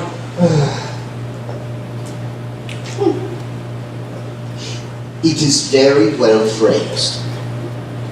Mr. Paris, if there's a Mr. Putnam in the courtroom, will you bring him in, please? You have no legal training, Mr. Corey? Oh, the very best, sir. I've been in court 33 times in my life, and always the plaintiff. Well, then you are much put upon. Oh, no, sir, I'm never put upon. I know my rights, and I mean to have them. You know, your father tried a case of mine 35 years ago. Indeed. Oh, he never spoke to you of it? I can't recall. Oh, that's strange. He awarded me £9 damages. Oh, we were a fair judge, your father was. You see, I had a white mare at that time, and this fella come to borrow it. Now, there's the man. Ah. Mr. Putnam, I have here an accusation by Mr. Corey against you. He states that you coldly had your daughter acquired witchery against one Mr. George Jacobs, which is now in jail. It's a lie. Mr. Putnam, state your charge is a lie. I'll answer you that. Of course, on Thomas Putnam, that is what I say. What proof do you submit for your charge, sir? The proof is there, sir. If Jacob paid for a witch, he forfeit up his property. That's law. But there is no one but Putnam with coin enough to buy such a large piece. He is killing off his neighbors for their land. But proof, sir, proof. There is your proof. I have it from an honest man that he heard Putnam say it the very day that his daughter cried out on Jacobs. He said she had given him a fair gift of land. And the name of this man? What name? The name of the man who gave you this information. I can give you no name. Then why not? You know well why not. He'll lay in jail. I give out his name. Oh, this is contempt of court, Mr. Danforth. You will surely give us the name. No, sir. I can give you no name. I mentioned my wife's name once, and I'll burn long enough for that. I can give you no name. I stand mute. Well then, sir, you leave me no choice but to hold you in contempt of this court. Are you aware of that? This is a hearing. You cannot clap me for contempt of a hearing. Ah, so it is a proper lawyer. Would you like me to declare the court in full session now, or will you give me good reply? I can give you no name. I cannot. You're a foolish old man. Mr. Chiva, begin the record. The court is now in session. I ask you, Mr. Corey. Your Honor, he has the story in full confidence, sir. The devil lives on such confidences. Without confidences, there could be no conspiracy, Your Honor. I think it must be broken, sir. Old man, if your informant speak the truth, let him come forward like an honorable man. But if he hide anonymity, I must know why. Now, sir, the government and Central Church demand of you the name of the person who accused Mr. Thomas Putnam of calling murderer. Excellency. Mr. Hale. We cannot blink it more. There is a prodigious fear of this court in the country. And there is a prodigious guilt in this country. You're not afraid to be questioned here, are you, Mr. Hale? I may only fear the Lord, sir, but there's fear in this country nevertheless. Approach me not with the fear in this country. There's fear in this country because there is a moving plot to topple Christ in this country. It does not follow that every man accused is a part of it. No honest man may fear this court. None. Mr. Corey, you are now under arrest and condemned in this court. You will sit in jail, and you will take out I will throw you in jail until you answer all questions. I'll let your dog, Putnam. I'll kill you yet. Please, Charles, please. No, say no more, John. He's using you. He means to hang us all. This is a court of law, mister, and I will have no effrontery here. Forgive him, sir, for his old age. Peace, Charles. Peace. Prove it now. Now we will. You cannot weep, Mary. Remember the angel. What did he say to the boy? Hold to it. That is your rock. This is Mary Warren's deposition, sir. I asked, sir, that as you read it, that until 2 weeks ago, she were no different than the girls are today. You saw her scream, she howled. She swore familiar spirits choked her, and that Satan, in the form of women, now in prison. We all know this. Aye. But she says she never saw no spirits, vague or clear. And she declares her friends are lying now. Excellency, I think this goes to the heart of the matter, sir. It most surely does. I cannot say if he is an honest man. I know him little, but a claim so weighty cannot be argued by a farmer. Please, I beg you, stop here, in God's name. Send him home and let him come again with a lawyer. Oh, now look, Mr. Hale. I have signed 72 death warrants. I'm a minister of the Lord, and I dare not take a life without there be proof so immaculate that no slightest qualm of conscience may doubt it. Mr. Hale, you surely do not doubt my justice. I have this morning signed away the soul of Rebecca Nurse, Your Honor. I'll not conceal it. I'll tell you true, sir, my hand still shakes yet, as with the wound. Excellency, I beg you, this argument, let lawyers present to you. Mr. Hale, for a man of such terrible learning, you are most bewildered. I hope you will forgive me. Sir, I have been at the bar for 32 years, and I myself would be confounded if I were called upon to defend these people. I ask you now to consider, and I bid you all do likewise, in an ordinary trial, how does one defend the accused?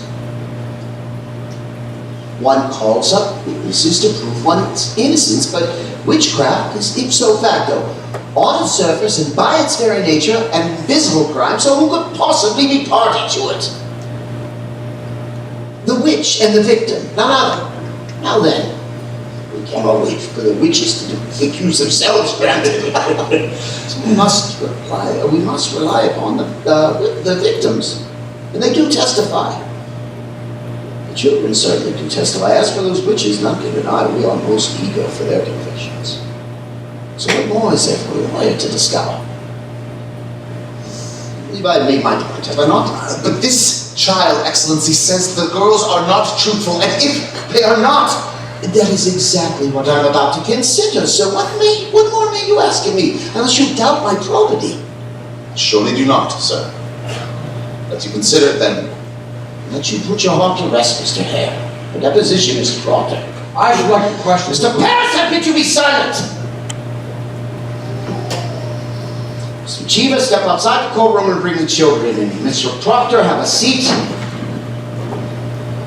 Mary Warren, how came you to this turnabout? Has Mr. Proctor threatened you for this deposition? No, sir. Has he ever threatened you? No, sir. Has he ever threatened you? No, sir. Then you tell me you sat in my courtroom callously lying when you knew people would hang by your evidence. Answer me. I did, sir.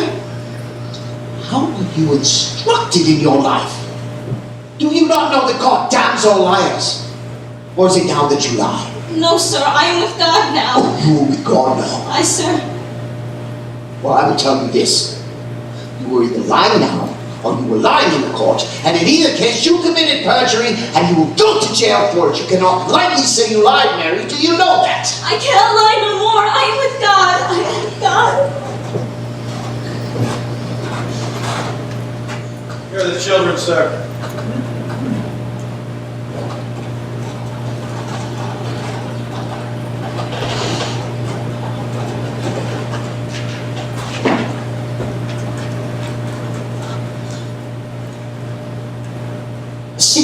children.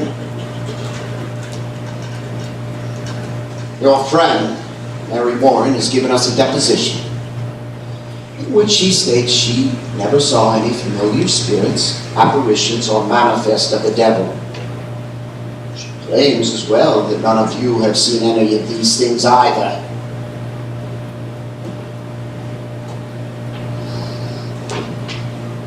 Now then, children, this is a court of law. Law is based upon the Bible. The Bible is written by the Almighty God, who forbid the practice of witchcraft and describe death as the penalty thereof. But, likewise, children, God damns all liars and bears of false witness. Now then, it does not escape me that this deposition may be devised to blind us.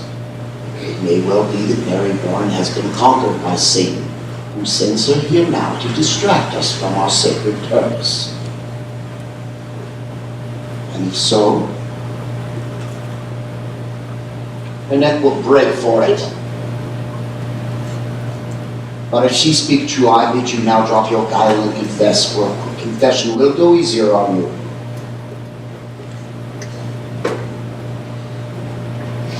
Abigail Williams, rise. Is there any truth to this? No, son.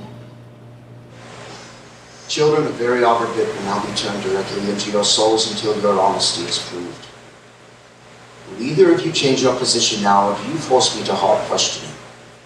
I have not to change, sir. She lies. Let's still go on with this. I, sir.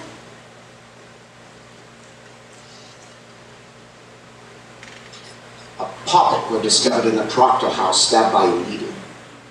Mary Warren said you sat beside her in court when she made that poppet. You saw her make it, and you saw her place her needle into it for safekeeping. I'll answer you that. It is a lie, sir. You worked with the Proctors. Did you see poppets in that house? Goody Proctor always kept poppets. Your Excellency, my wife never kept no poppets. Mary Warren confesses it was her poppet. Your Excellency. Mr. Cheever. When I spoke with Goody Proctor in that house, she said that she never kept no poppets.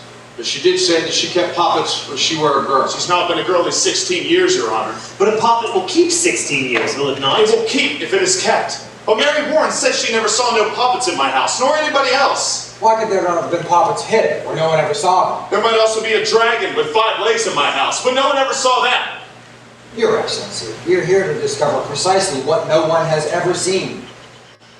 Your Excellency, what profit Mary Warren to turn herself about? What may she gain but hard questioning and worse? You are accusing Abigail Williams of a marvelous coup plot to murder. Are you aware of that? I do, sir. I believe she means to murder. This child will murder your wife. It is not a child, sir.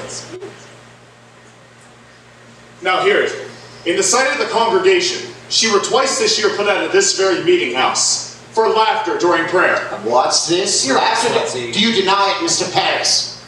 I do believe it happened once. She is sometimes silly, but she is solemn now. Aye, she's solemn now and goes to hang people. Quiet, man! Well, surely it have no bearing on the matter, sir. He charges contemplation of murder. Aye. But strike hard upon me that she laughed at prayer. Continue, Mr. Proctor. Mary, now tell the governor how you danced in the woods. Your Excellency, ever since this man came... In a moment, sir.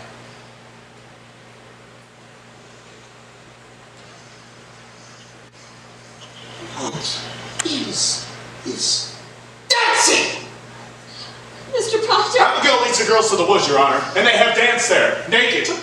Mr. Paris found them there in the dead of night. There's the child she is. Mr. Paris. I can only say, Your Honor, I never saw any of them naked. You found them dancing in the woods. Abigail! Excellency, when I first arrived from Beverly, Mr. Paris told me that. Do you deny it, Mr. Paris? I do not, sir. But I never saw any of them naked. But she have danced! Aye, sir.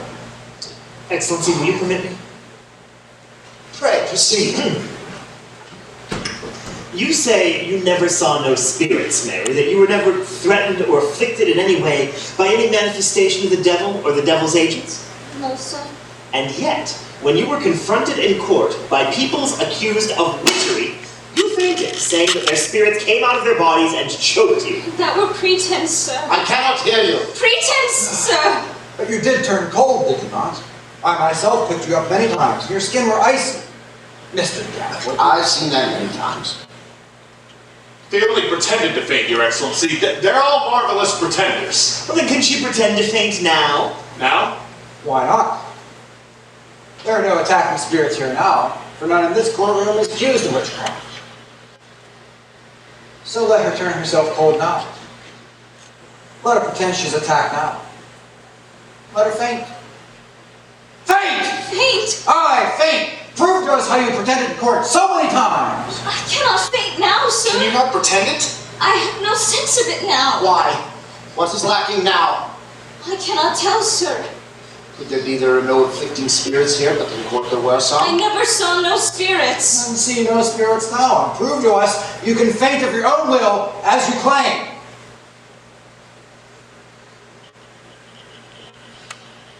I cannot do it.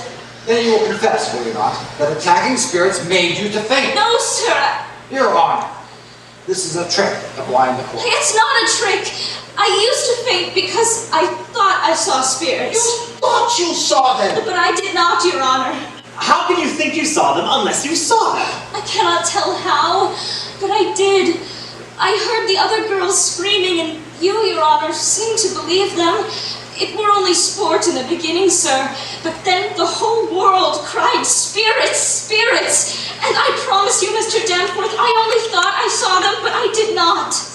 Surely, Your Excellency is not taken in by this simple lie.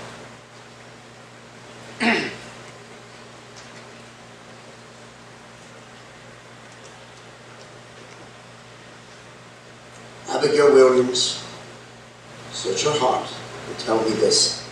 Beware, child. To God, every soul is precious. His vengeance terrible on them that take life without cause. Is it possible that the things you have seen are illusion only, some deception that it Why was... this is a base question. Why, what have you considered? I have been hurt, Mr. Danforth. I have seen my own blood running out. I have been near to murdered every day, doing my duty, pointing out the devil's people. And this is my reward? To be denied, mistrusted, questioned like a criminal. Child, I do not mistrust you. Let you beware, Mr. Danforth. Think you to be so mighty that the power of hell may not turn your wits? Beware of it. There is... What is it, child? I know not. A cold wind has come. Abby? Your Honor, I freeze. They're pretending! Excellency, touch her. She is freezing. Mary, you set the shadow on me. Lord, save me. I freeze. I freeze. Abby, don't do that. Mary Warren, do you wish her? I say to you, do you send your spirit Let me out? go, Mr. Proctor. I cannot. Oh, Heavenly Father, take away this shadow. Whore! How dare you call heaven? Man, it is a whore! Now, here. Mr. Danforth, he's lying. You will prove this. This will not pass! I have known her, sir! I have known her!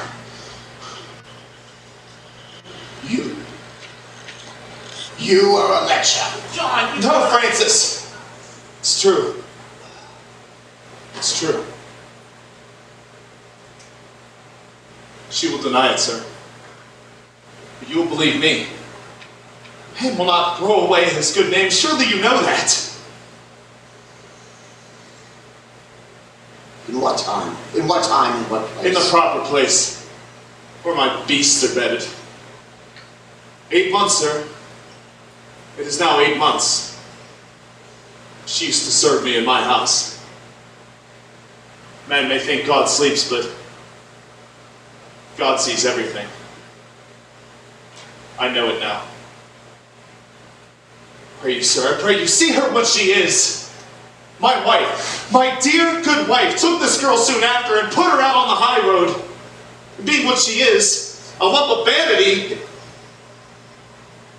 Excellency, forgive me. Forgive me. She thinks to dance with me on my wife's grave. Well, she might, for I thought of her softly. God help me, I lusted. But there is a promise in such sweat. But it is a whore's vengeance, and I know you must see it now. I place myself entirely in your hands. My wife is innocent, except she know a whore when she sees one.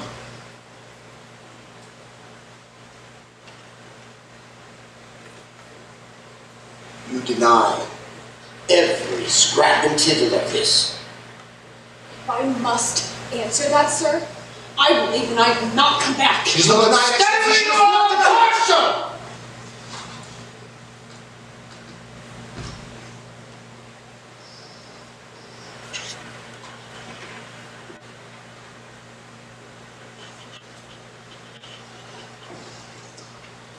Mr. Paris, step outside the courtroom and bring Goody Proctor in. Mr. Paris, mention not one word of what's been spoken here, and let you knock before you enter.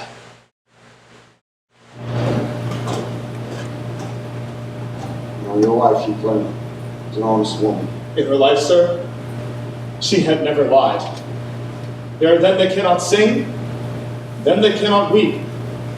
My wife cannot lie, Mr. Danforth. When she put this girl out, she put her out for harlot. Aye, sir. And knew her for a harlot. She knew her for a harlot. Good then. And child, if she tell me it were for harlotry, may God spread his mercy upon her. Ho! Turn your back. Turn your back! You do likewise. Neither of you are to look at Goody Proctor. Not one person is in this room is to utter a word or to make a gesture, aye or nay. Enter.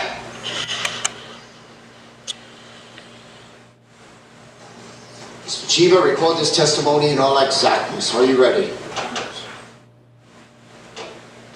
Come here, woman. You ought to look at me only. Not at your husband, in my eyes only. Sir? And we are given to understand that at one time you dismissed your servant, Abigail Williams. That is true, sir. For what cause did you dismiss her? Look at me, woman. The answer is in your memory. You need no help to give it to me. Why did you dismiss Abigail Williams? She dissatisfied me and my husband. In what way dissatisfied you? Look at me. Was she slovenly? Was she lazy? What disturbance did she cause? Your Honor, in that time I was sick, and my husband is a good man, sir. He's not drunk as some are, nor wasting his time at the shuffleboard, but always at his work. But in my sickness, you see, sir, I were a long time sick after my last baby, and I thought I saw him somewhat turning from me. And this girl... Look at me. Aye, sir, Abigail Williams. What's with Abigail Williams? I came to think he fancied her. And so I lost my wits one night, I think, and put her out on the high road. Your husband. Did he turn from you? My husband is a goodly man, sir. Then your husband did not turn from you. Woman, look at me and answer my question. To the best of your knowledge, has John Proctor ever committed the crime of lechery? Answer my question. Is John Proctor a lecher? No, sir. Remove her. Elizabeth. Tell the truth, Elizabeth. She's spoken. Remove her. Elizabeth, I've confessed it. Oh, John! She only thought to say my name. Excellency, it is a natural lie to tell. Please, I beg you, stop here before another is condemned. I can turn my conscience from it no more. Private vengeance is at work in this testimony. From the beginning, this man has struck me as true, and I believe him now. On my oath in heaven, I believe him. I beg you, bring back this wife. Let her give her testimony again. That woman spoke nothing of lechery. And this man lies! I believe him! And I can turn my eyes from it no more. This girl has always struck me as false. She... You are not because I say me God! No! Child! Girls, why do you... Where? On the rafter! Why have you done yellow bird? What bird? I see no bird. My babes! My babes! Mr. Hale, be quiet. Do you see a bird? Be quiet! God made my face. You cannot want to hurt my face. Oh, Mary, envy is a deadly sin. Abby? It is a black art to change your shape, Mary. Abby, No, I cannot. It is God's work I do. Her claws. She's stretching her claws. They're protecting Mr. Danforth! No, Mary, please don't hurt me. Abby, I'm here. Why did she see this vision? She sees nothing. She sees nothing. Abby, you mustn't. Draw back your spirits out of her, Mary Warren! Mr. Danforth! Mr. Danforth! Have you compacted with the devil, have you? Never, never, never, never! Why can they only repeat you? Give me a whip, I'll stop it! They're sporting! They're sporting! Abby, stop it! Abby, stop it! Stop it! Stop it! Stop it! Stop it! A while ago you were afflicted, now it appears you afflict others! Where did you find this power? I have no power! I have no power! They're killing you, mister! How did you come to this turnabout the past 2 weeks? You have seen the devil, have you not? Goddamn liars, Mary. You have seen the devil. You have made a compact with Lucifer, have you not? Remember the angel. What did he say to the... To the angel.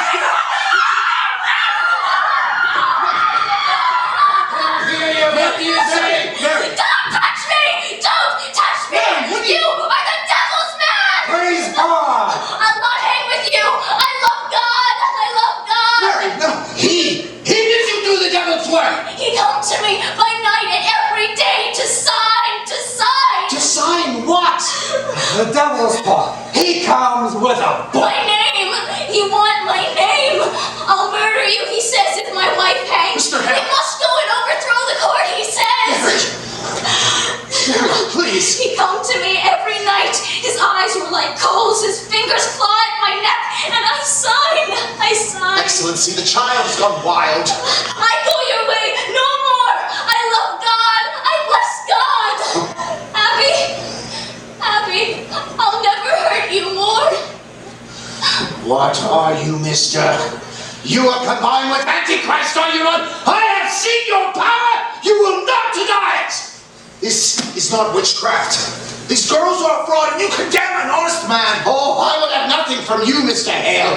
Do you declare yourself befouled by hell, or do you say that black allegiance yet? I say, God is dead! Hear it! A fire is burning!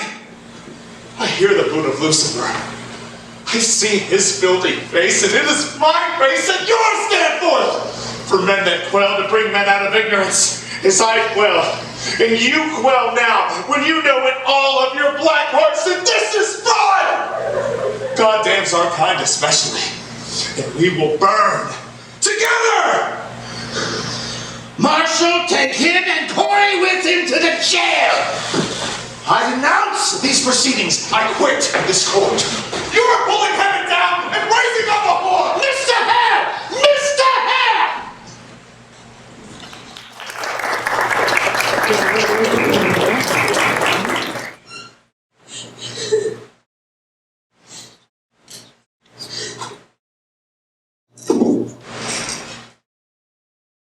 I cannot bear lewd looks no more, John.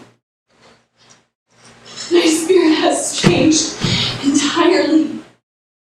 I have to be given godly looks when I suffer for them as I do. I look at my leg.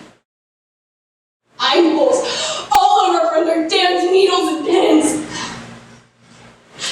George Jacobs, he comes again and again and wraps me with a sick in the same spot every night all this week. Like, look at the lump I have. Thank God he is in jail. And blessed the day that he hangs and lets me sleep in peace again. Oh, John, the world is full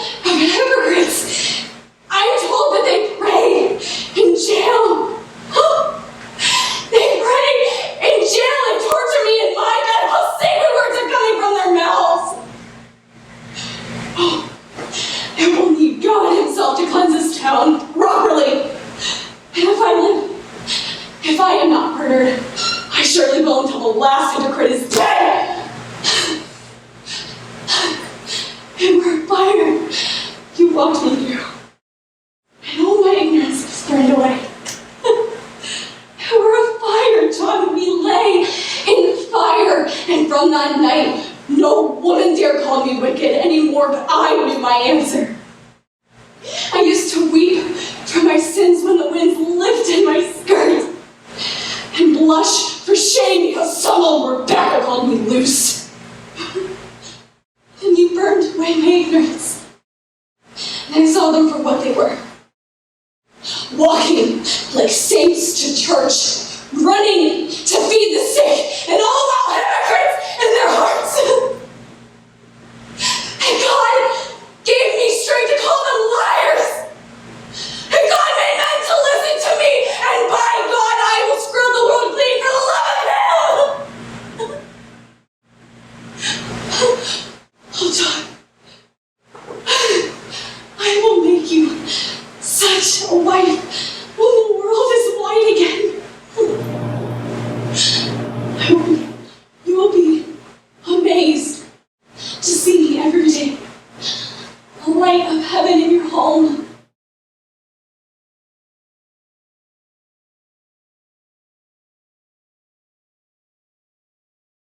Why are you cold?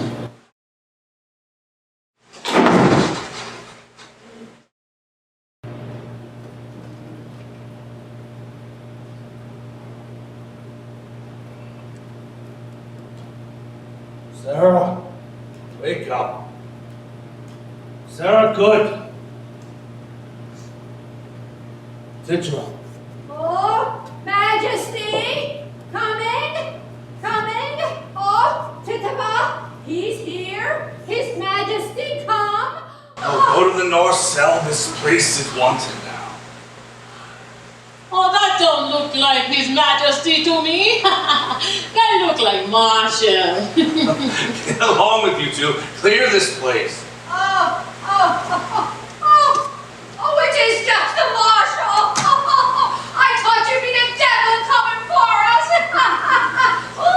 Can I have a step aside before me going away? And where are you off to, Sarah? We're off to Barbados. As soon as the devil gets here with his feathers and his wings. Well, a happy voyage to you. Oh, a pair of bluebirds, winging southerly, the two of us. It'd be a grand transformation, Marshal. Oh, you best give me that, or you'll never rise off the ground. Now get along with you two. Go. I'll speak to him for you if you wish to go along with us, Marshal. I'd not refuse it, Tituba. It is the proper morning to fly into hell. Oh, tain't no hell in Barbados. Devil, him be pleasure man in Barbados. Him be singing and dancing in Barbados. Well, and if he stay in Massachusetts, he frees his soul. But in Barbados, he is as sweet and kind and that's him all right, Sarah. That's Her Majesty. Yeah, Her Majesty. Everything is right. Oh, get along with you two. No. He coming for me. I'm going home. That wasn't Satan. That was just a cow with a head full of milk. Get along with you. Devil, I'm going home. I'm going home, Devil. You tell him Sarah Good is going too. We're going home.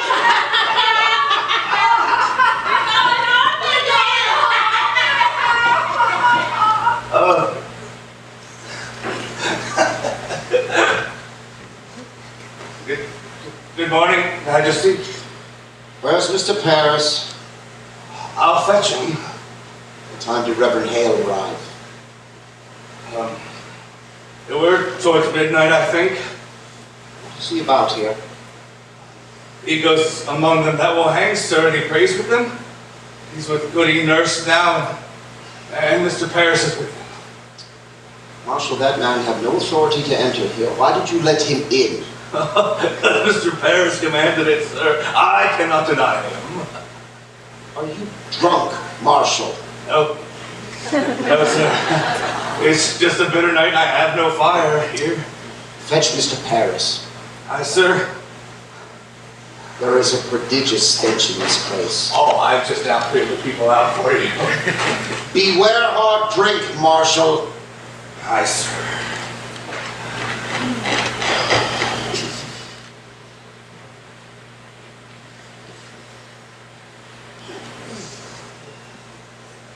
Let your question hail, Excellency. I should not doubt if he have been preaching in Andover lately. We'll come to that and speak nothing of Andover. Paris prays with him. That is strange. I think Paris have a mad look sometimes. Mad? Indeed, I saw him in the street. I bid him good day, and he wept and went along his way. It is not well that people here see him so unsteady. Well, perhaps he have some sorrow. Perhaps it be the cows, sir. The cows?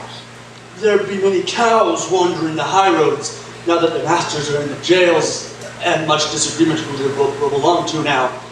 I know Mr. Paris be arguing with farmers all yesterday. There is great contention about the cows, sir. Contention make him weep, sir. It were always a man that weep for contention. Oh.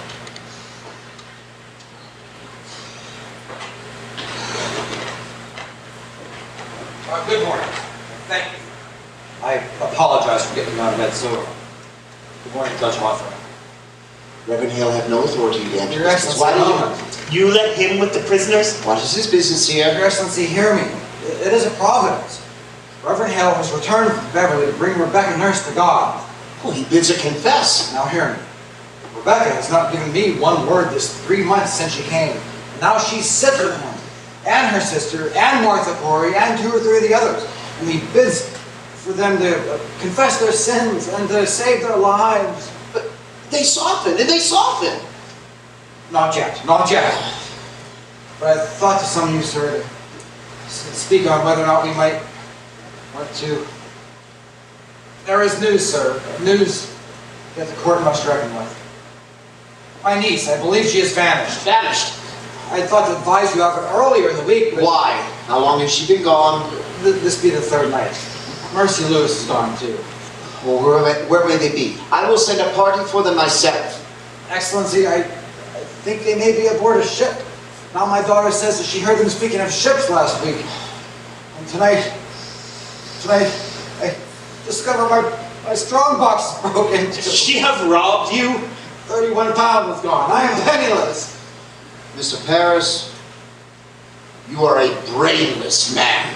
Your Excellency, it profit you nothing that you should blame me. I cannot think they wish to flee, except for they worry about staying in Salem any longer now that the news in Andover is broken. Andover is remedied. The court returns there on Friday and will resume examinations. I am sure of it, sir. But the news here speaks of rebellion in Andover. There is no rebellion in Andover. I tell you what is said here, sir. Andover is thrown out the courts, they say, and will have no part of witchcraft. But there is a faction here feeding on that news, and I tell you true, sir, I fear there will be riot here. Riot? Why, at every execution, I have seen naught but the highest satisfaction in this town. Judge Hawthorne, that were a different sword hung up till now. Rebecca Nurse is no Bridget, who lived for 3 years with Bishop before she married him. John Proctor is no Isaac Ward, who drank his family to ruin. I would to God that it were not so, but these people have great weight yet in the town. You put Rebecca Nurse upon the gibbet and have her utter some righteous prayer, and I fear she'll bring a vengeance on you. Excellency, she is condemned. A witch, the court... Peace. What do you suggest, Mr. Paris? Excellency, I would postpone these hangings. There will be no postponement. But now that Reverend Hale's returned, there is hope, I think. For if he brings even one of those to God, that confession surely damns all the others in the public eye, and none may doubt more than they are all linked to hell. This way, unconfessed and claiming innocence, doubts are multiplied, and many honest people will weep for them. And our good purpose is lost in their tears. Give me your list. It cannot be forgot, sir. But when I summoned the congregation for John Proctor's excommunication, there were hardly 30 people come to hear it. That speaks of a discontent, I think. There will be no postponement. Excellency. Now, sir, which of these do you have the most hope for? I myself will strive with them until dawn. There is not sufficient time till dawn. I will do my utmost. Who do you have hope for? Excellency. A dagger. What do you say? Tonight, when I opened my door to leave my house, a dagger clattered to the ground. You cannot hang this sword. There is danger here for me. I dare not step outside my house at night. Reverend Hale, let me be the first to congratulate you on the return to your good work. Pardon. They will not budge. You misunderstand me, sir. I cannot pardon these 7 when 12 have already been hung for the same crime. It's not just. Rebecca will not confess. The sun will rise in just a few minutes, Excellency. I need more time. Hear me and beguile yourselves no more. I will not receive a single plea for pardon or postponement. Them that do not confess will hang. Now 12 have already been hanged. These 7's names have been given out. The village expects them to die at dawn. Pardon or postponement speaks for floundering on my part. To pardon or postpone cast doubt on the guilt of them that came before these 7. And when I speak God's law, I will not crack its voice with whimpering. Now, if retaliation is your fear, then know this. I would hang 10,000 that would go against the law, and an ocean of salt tears would not erode the statutes. Now, draw yourselves up like men and help me as you are bound by heaven to do. Have you spoken to them all, Mr. Hale? All but Proctor. He's in the dungeon. What is Proctor's way now? Oh, he goes like some great birds. You would not know he were alive except he takes food from time to time. His wife must be well on with child now, right? She is, sir. What do you think, Mr. Parrish? You know this man's mind best. Would her presence soften him in some way? It is possible, sir. He has not laid eyes on her this 3 months. I should summon her. Is he still adamant? Has he struck at you again? No, he did not, sir. He's chained to the wall now. Fetch Goody Proctor and then bring him up. Aye, sir. Excellency, if you postpone a week and publish to the village that you're striving for that confession, that speak mercy on your part, not fault. Mr. Hale, as I have not been empowered by God like Joshua to stop the sun from rising, so I cannot keep from them the perfection of their punishment. If you think God wills you to raise rebellion, Mr. Danforth, you are mistaken. You've heard of rebellion spoken of and said. Excellency, orphans wander from home to home. Abandoned cattle bellow on the high roads, and the rot of stinking crops grows everywhere. And no one knows when the harlot's choir will end his life. And you wonder yet if rebellion spoke? That he should marvel how they don't burn your province. Mr. Hale, have you preached in Andover this month? Thank God they have no need for me in Andover. Mr. Hale, you baffle me. Why did you return here? Why? It's all simple. I come to do the devil's work. I come to counsel Christians they should belie themselves. There is blood on my head, sir. Can you not see the blood on my head? Hush, Miss.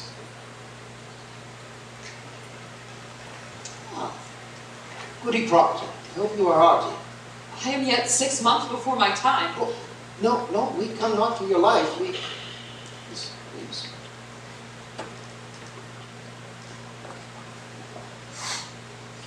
Mr. Hale, will you speak with the woman? Goody Proctor, your husband is marked to hang this morning. I have heard it. You know, do you not, that I have no connection with the court, but I come of my own. I would save your husband's life, for if he is taken, I count myself his murderer. Do you understand that? What do you want of me? I have gone out this 3 month, like our Lord, into the wilderness. I have sought a Christian way, for damnation is doubled on a minister who counsels men to lie. It is no lie. You cannot speak of lies. It is a lie. They are innocent. No more. No more. I will have no more of that. Do not mistake your duty as I mistook my own. I came to this village like a bridegroom to his beloved, bearing gifts of the high religion, the very crowns of holy law I brought. And what I touched with my great confidence, it died.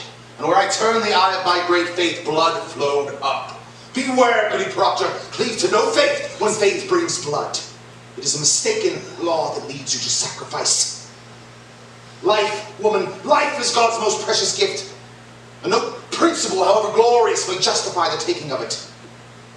Woman, I beg you, prevail upon your husband to confess. Let him give his lie.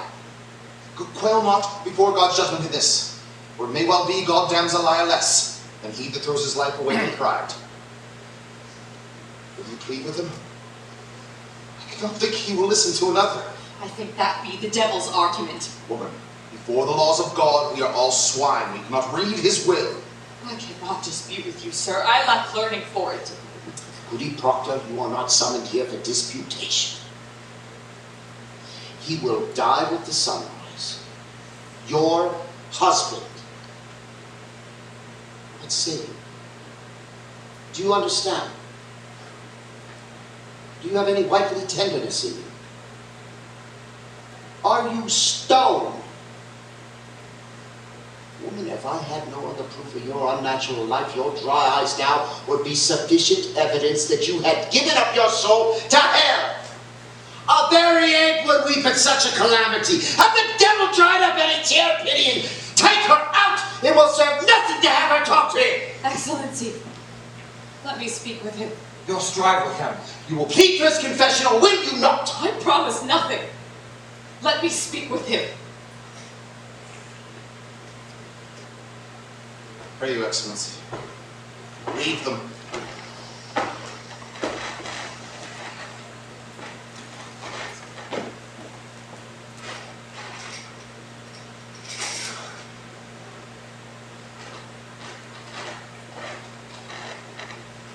Mr. Proctor, I trust you've been informed, have you not? That you take counsel with your wife, and may you turn your back on hell. You have been hurt. The child. It grows. Boys. They're well. Rebecca Samuel keeps them. I've not seen them. I have not. You are Elizabeth.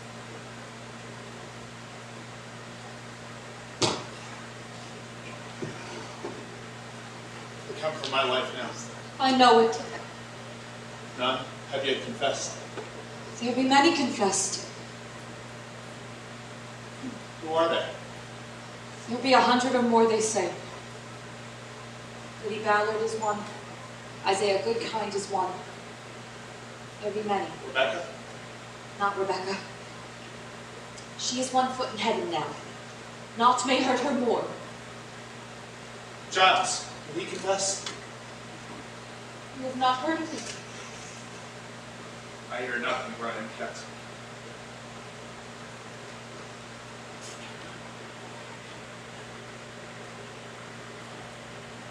Giles is dead.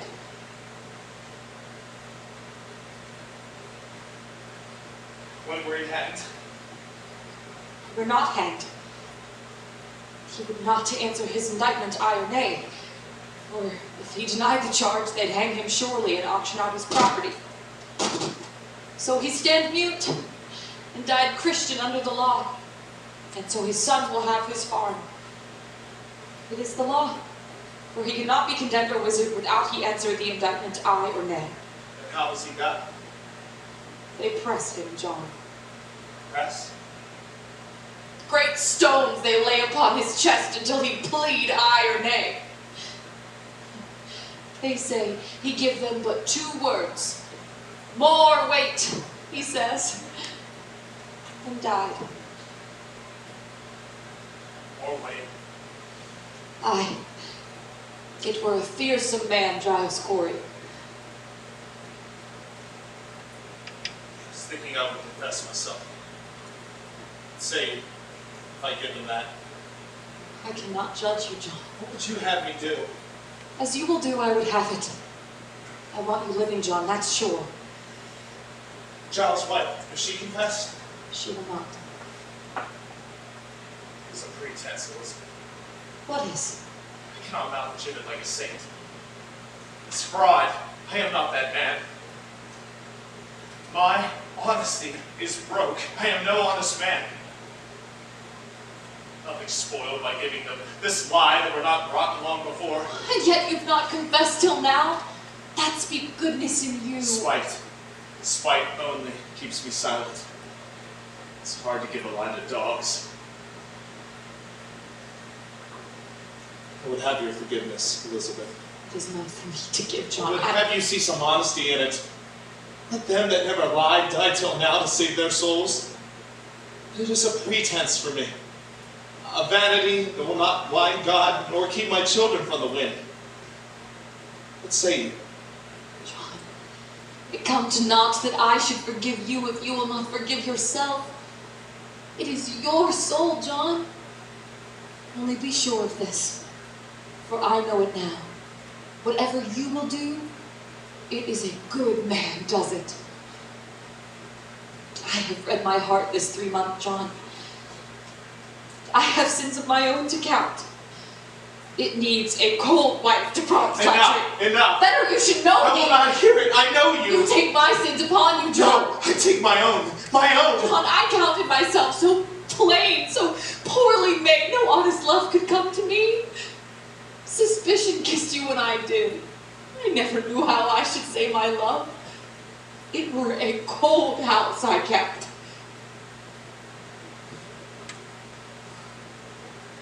Doctor, the sun is soon up. Do what you will, but let none be your judge. There be no higher judge under heaven than Proctor is. Forgive me. Forgive me, John. I never knew such goodness in the world.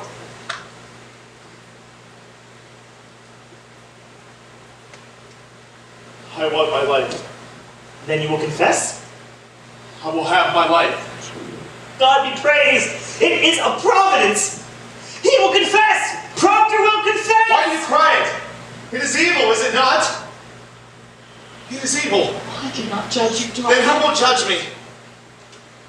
God in heaven. What is John Proctor? What is John Proctor? Think it honest. Think so. I am no saint. Let Rebecca go like a saint. For me it is fraud. I cannot be your judge. Will you give them this? Say it. Would you ever give them such a lie? You would not. If tongues of fire were singeing you, you would not. It is evil then? Good then. It is evil. And I do it. Praise to God, man. Praise to God. You will be blessed in heaven for this. Are you ready, Mr. Cheever? Why must it be written? Why, for the good instruction of the village. This will be posted upon the church door. Where is the marshal? Marshal, hurry! Now, will you speak clearly, directly to the point for Mr. Cheever's sake? Mr. Proctor, have you seen the devil in your life?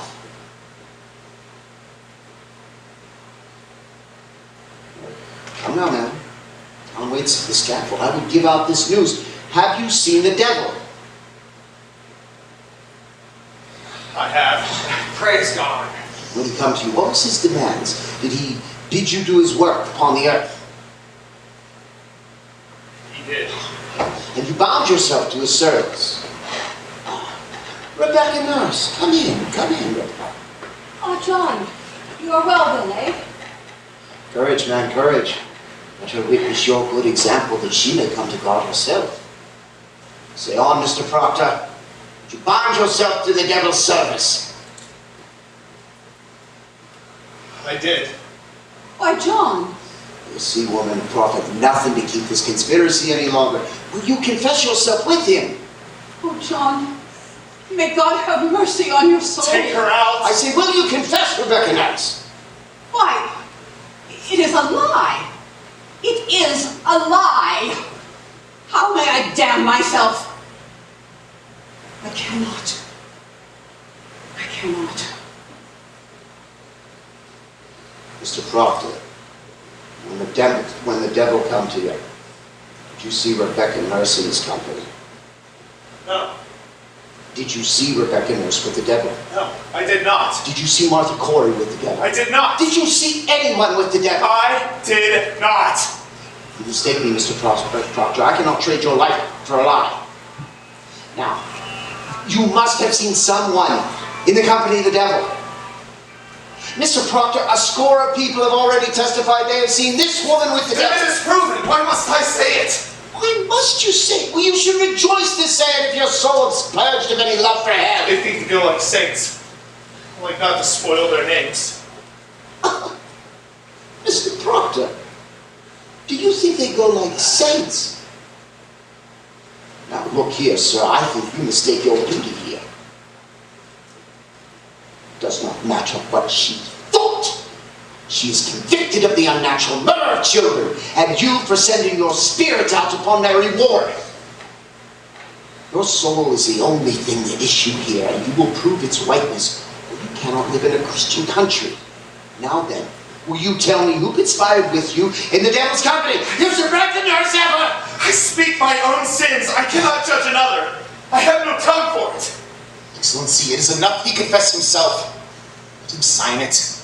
Sign it. It is a great service. It is a weighty name that will strike the village that he confessed. I beg you, let him sign it. The sun is up, Excellency! Go on and sign it. Mr. Cheever, give it to him.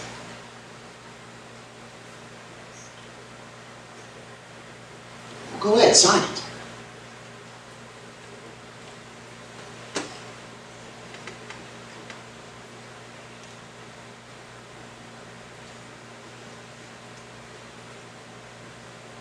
Your second name, ma'am.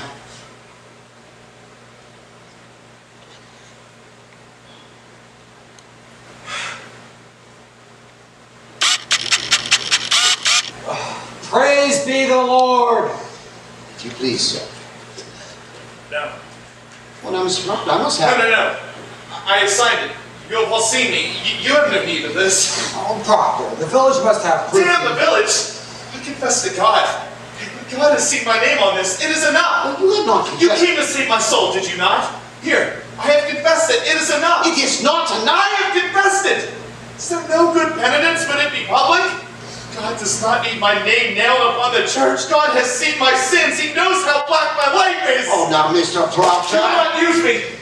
I am no Sarah Good or Tituba.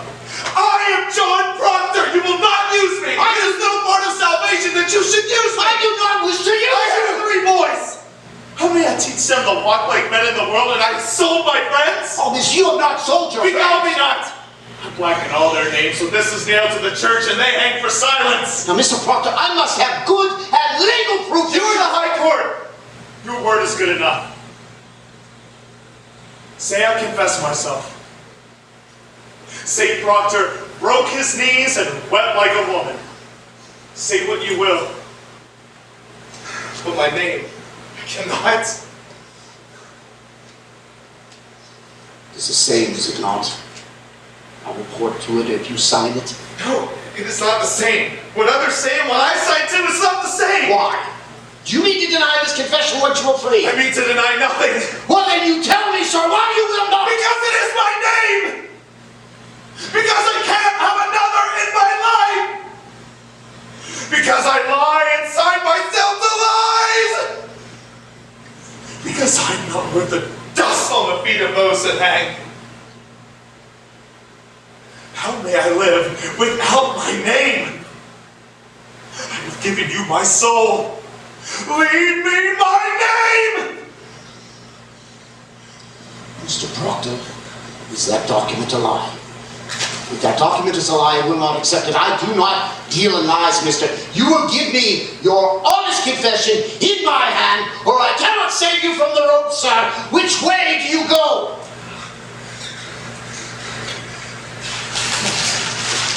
shall not, you will hang! Partner! May it do some goodness for me. Give them no tear. Show them a heart of stone and sink them with it.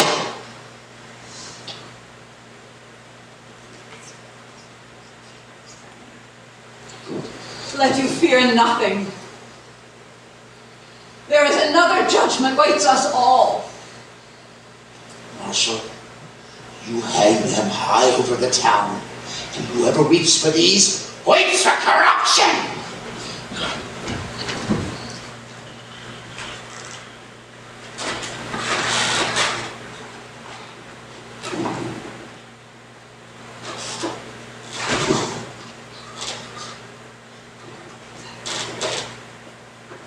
I have not had my breakfast. Woman, prevail upon your husband. Be his helper, what profit him to plead? Shall the dust praise him? Shall the worms declare his truth? Go to him. He hath his goodness now. God forbid I take it from him. Thy ways, he'll give thee strength, whate'er betide thee, and bear thee through the evil day.